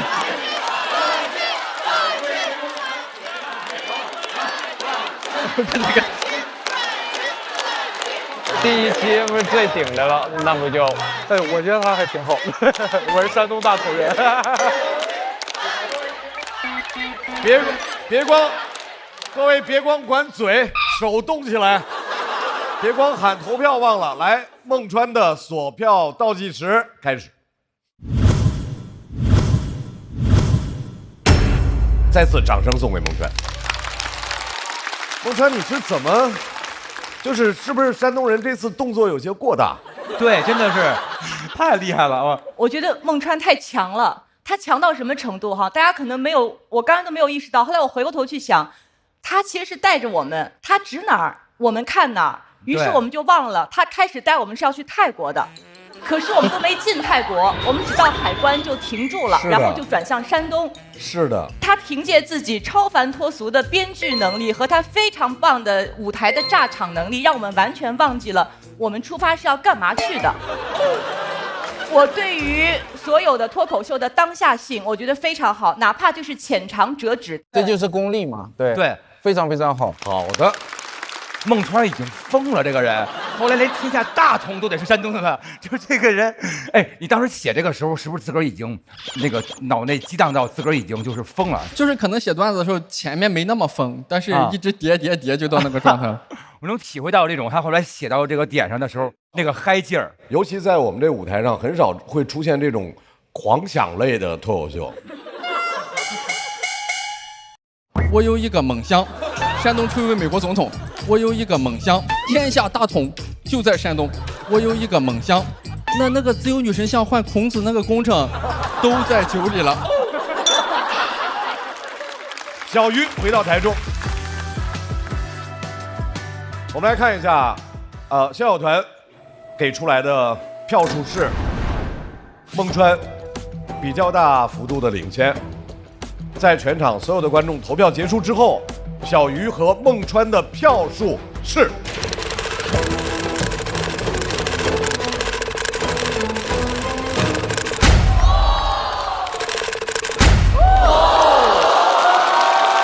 孟川得到了291票，顺利晋级。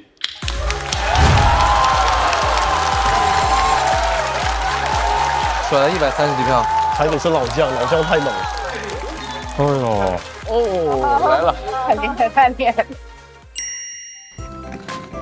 哎，去哪儿哥？不比赛了？哎呀，我们家又要出国玩，都是我爸带的吃的。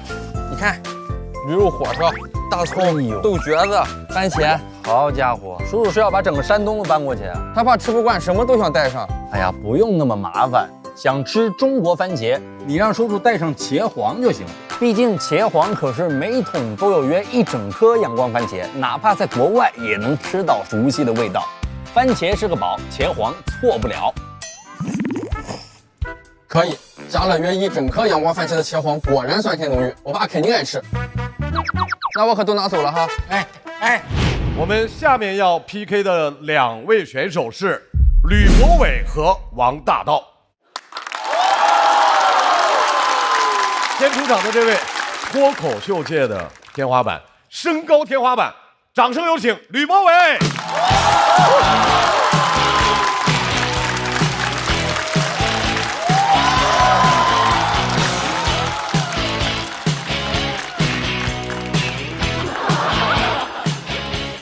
哎 ，Hello， 大家好，我叫吕博伟啊，然后我去年参加了节目啊，有朋友看到我是吧？然后看到我特别好，我再给大家介绍一下，我身高是2米的，谢谢啊。但是怎么说呢，就长太高，真的，就像我的标签说的一样，就是你这个四肢发达，别人很容易就想到下半句就是头脑简单，就很多人觉得我不聪明是吧？哎，真的，几乎所有人都这样觉得。我活了20多年了。从来没有一个人给我取的外号是什么聪明大个的，你知道？知道可以不要说出来，但我其实能理解，因为好像任何词语和大连在一起就显得不聪明，大高个不聪明，大块头不聪明，甚至是大聪明。谢谢，误伤啊，芊姐本身也不聪明，也是傻啊。大笨蛋啊！如果你非说什么词儿和大连在一起聪明，那就是张伟了。有一次我去面试啊，然后面试官问我一个问题，我不知道，加上面试我有点紧张，有点结巴。我说我不知道啊。那个面试官对我态度突然就变了。哎，你们去面试被人夸被人骂都很正常，你们被人哄过吗？那面试官突然就哎呦没事啊，不会没事，不会，我们还下个问题哈。下一个问题啊，今年几岁了？我当时有点生气了，我可以没有工作，但我不能没有尊严。我盯着他，我说你什么意思？他把简历递给我，我低头一看，我那个出生年月日确实写错了，写成200年6月10号了，1825岁吧，一个东汉末年的双子座。谢谢大家。真的挺冷的，发挥的一般，发挥的挺不好的，感觉就是收获了一个斗志吧，感觉要好好搞，下次见，朋友们。下面这位选手大家一定要注意了，嗨，怎么了？因为他的表演非常特别哦，需要大家认真的体会。让我们掌声欢迎王大刀。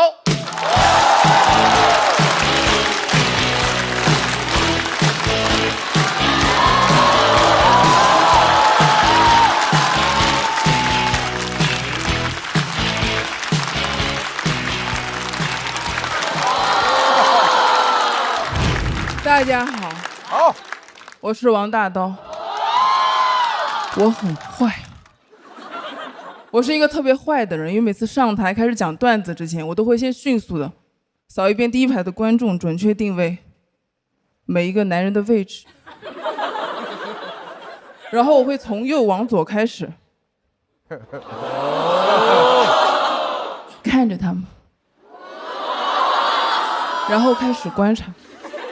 我想从他们的脸上找到一种表情，那种表情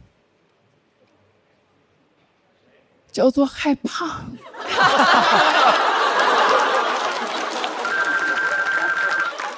现在对待男性的态度已经非常独特了。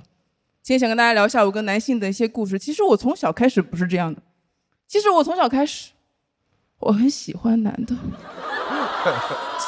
非常喜欢。我从幼儿园开始就有喜欢的男生了。那是一个幼儿园的午休，我去找他，我想邀请他和我一起午睡。但是等我找到他的时候，他已经躺在我最好的好朋友小宁的旁边了。那一刻我特别难过，我想为什么？为什么？你知道小宁很好，但是为什么？我想起我们吃幼儿园好吃的小炒肉，小宁吃到好吃的小炒肉。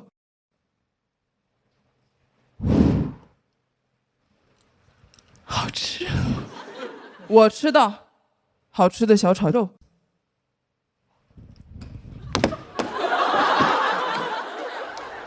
我说，好出色的畜生。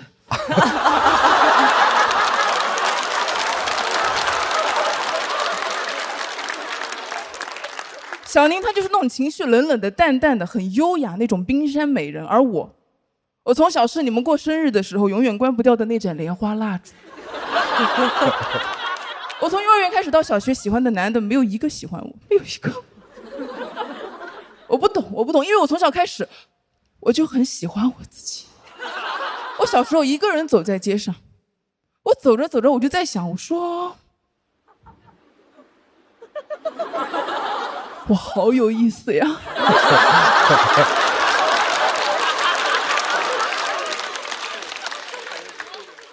但是那些男生好像不懂我的性格魅力，我不怪他们，因为我觉得如果他们的认知还不够，他们就是不能欣赏我，他们审美认知不够而已。我想让他们提高一点，快点提高，所以我要扩大我的性格魅力，拓宽他们的审美边界。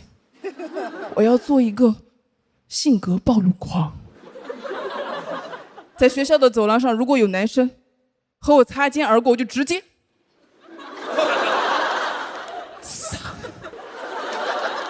一只灵活的母猎豹。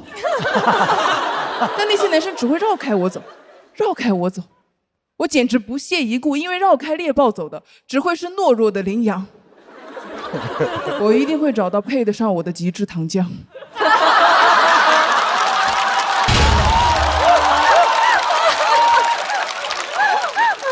但是我快大学毕业的时候，我发现我遇到的男人全是羚羊，没有糖浆。快大学毕业了还没有爱情，我想不行了，我必须要改变我自己了。我想喜欢冰山美人是吧？那我就做一个，我就开始训练自己的肢体动作和情绪表达。后来我成功骗到了一个男的，我的第一个男朋友，他当时开车来接我，我坐他的副驾驶。我平时是怎么做的？我平时都是这样做的。我这两条腿不可能并起来，我的胯和男人一样是需要呼吸的。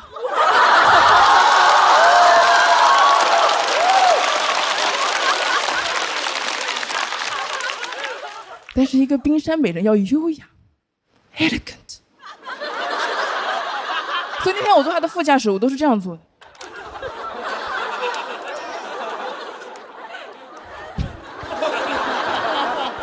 我的背挺得超级的直，我这2条腿盘在一起。安妮海瑟薇演的《公主日记》里面做一个真正的淑女就是这样做的。第一排的女生全部给我学起来。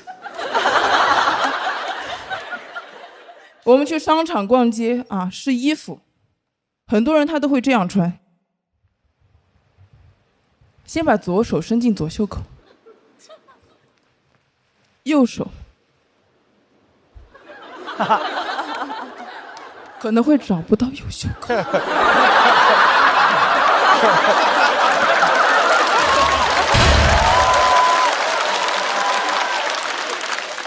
不要这样穿，这样非常的不优雅。我从来不会这样穿衣服 ，never。我都是这样穿的。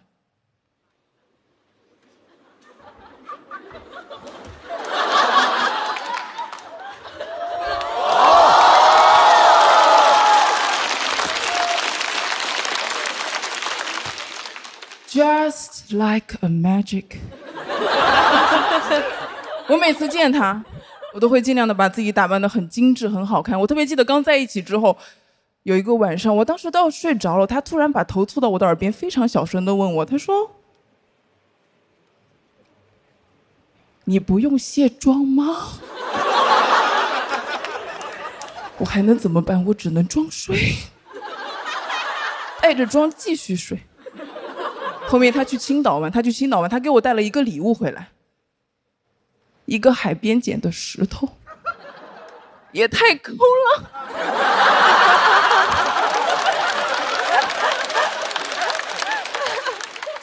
但是一个冰山美人是不能这样说话的，要优雅，要冷静，要神秘，没有攻击性。我说怎么带了一个石头回来？他说因为你的英文名叫 Stone 啊。我说老子现在开始叫 Diamond。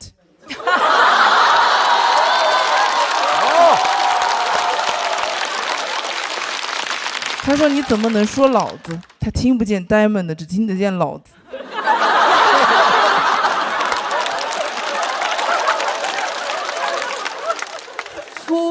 粗俗早就像呼吸一样自然融入我的血液当中。我在那一刻，我终于明白为什么那些冰山美人总是话很少了，因为话说的越少，老子混进去的概率越小。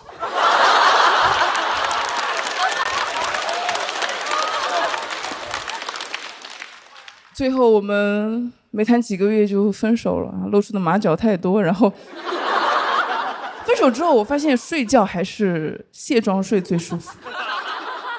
然后有人听了我这篇稿子之后，他就问我，他说王大刀，你想表达什么？你想表达不要通过扮演或者是化妆来获得爱情的故事吗？但是你扮演一个冰山美人是那么的自如、自洽、舒服。我想我还挺牛的。但是我真的舒服吗？我其实不舒服，这只是现在的我在讲述过去的我的一段故事而已。我特别记得我们刚在一起的时候去餐厅吃饭，他和他的朋友看了菜单就定了吃什么，都没有问我。我也很喜欢吃东西啊，为什么不问我？为什么？我很难过，其实我很难过。我觉得我在很多时候我都觉得我需要做一个意见和情绪都不强烈的人。你问我想表达什么，我想谈论很多时刻。我想谈论大学的时候，一个人走在步行街上，一个变态老头骑着自行车绕着我画圈，他盯着我说要看看。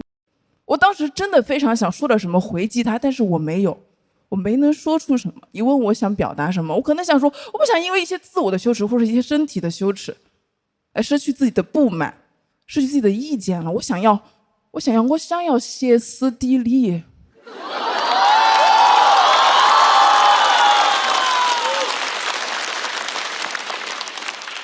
I wanna be historical.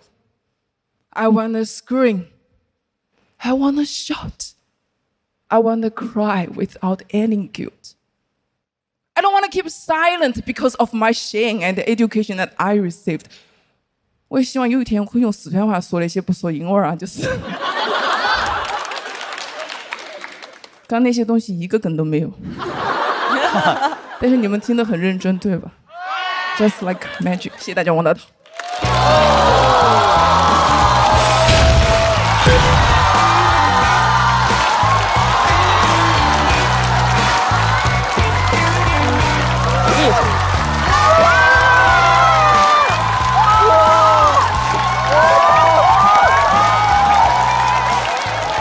来，各位再次感谢王大刀带来的精彩表演。来，王大刀的锁票倒计时开始。再次掌声送给王大刀。王大刀，这个段子是为这个舞台创作的，还是在以前在线下有过表演？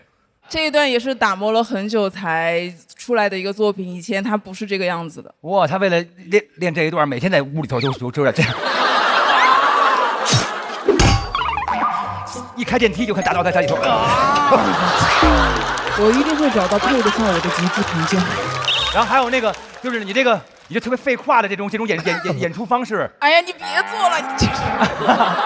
I'm sorry，那个太好玩了。你是某次演出突然间感觉这样撒得开，演的特别爽，还是？对，就是很多，包括那个什么，我好有意思啊，可能你是在某一次演出里面即兴加进去的东西。太好玩了，因为刚才我拍灯那个点是你那个非常250的一个点，就是你说你什么穿上左胳膊之后，我右胳膊就会穿不上。是的，对，那个特别重要，那个特别重要，太好玩了。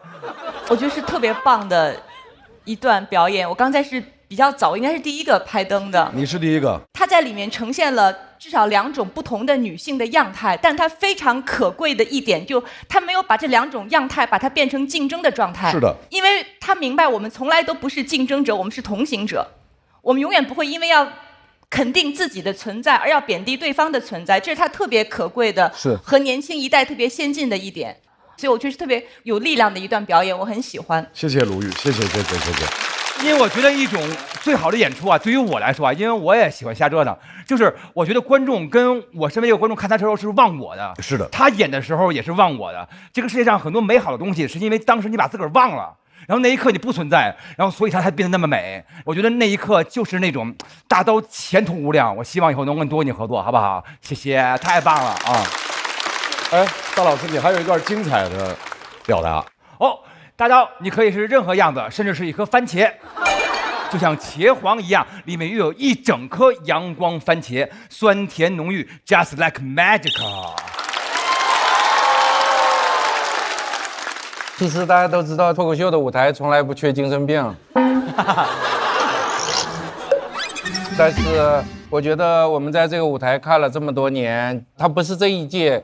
是把历届的都算上，他也是个性最突出的选手之一。是的，因为我们特别希望从新人身上看到不一样的东西。是，他今天让这个舞台完全没有任何遗憾，就是没错，彻头彻尾的一个才华横溢的精神病，然后把我们给震了啊！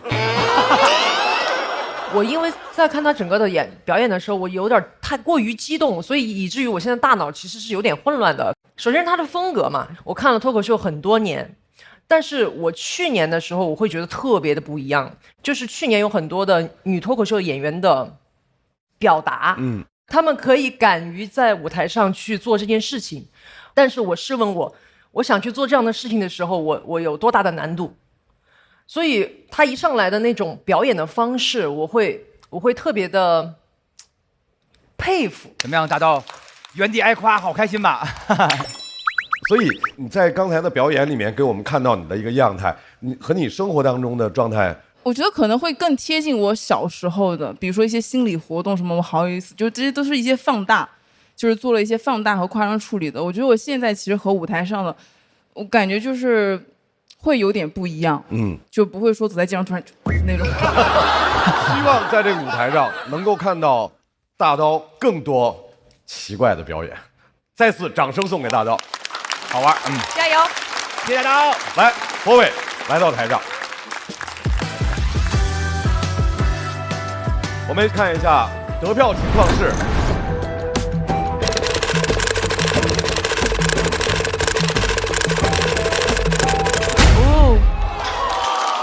恭喜王大刀263票进入到晋级区，博伟加油！先在待定区等待最终的结果。厉害了！炸了！太好了！我第一次听完我是很震撼的，因为其实有的感受那种羞耻感、那种自我怀疑，有的时候你压抑的太久，你甚至不知道你自己想表达的是这个。但大刀特别直接的讲出来，然后他虽然羞于用我们日常使用的语言来讲，但他用英语讲的时候，我还是能感受到那种特别真诚、特别摇滚的内核。I wanna scream, I wanna shout。就感觉看他的演出很像在看一篇短篇小说。那是一个幼儿园的午休，我去找他，我想邀请他和我一起午睡。就你看到了结尾之后，你会想马上倒回去再看一遍。当众孤独，布莱希特，他在台上整了一场单人实验话剧。他身上甚至有一种歌剧演员的感觉，就是他在台上那种状态，像是在表演一些歌剧或者话剧的独白，就是那个张力特别强。第一次看，我特地忍到他跟我对决的时候我看的，震撼 ，magic， amazing， crazy， unbelievable。王大刀也是艺术家，这不是艺术家吗？这不是，这我的不是艺术，就是我的不是，不要扯这种。因为我以前在线下演的时候，很多人会对我有一些否定和质疑的声音。那今天演的时候，在上台那一刻，感觉观众非常好。大家其实上台的时候，他们都会很就是给掌声、给尖叫、给欢呼，就是那种拥抱的感觉，然后你就会感觉很幸福。我现在坐在这里，我觉得不真实，就感觉整个像一场梦。然后突然有个人会扇我一巴掌，说王大刀梦醒了。接下来这组要 PK 的2位是 Kid 和王小利。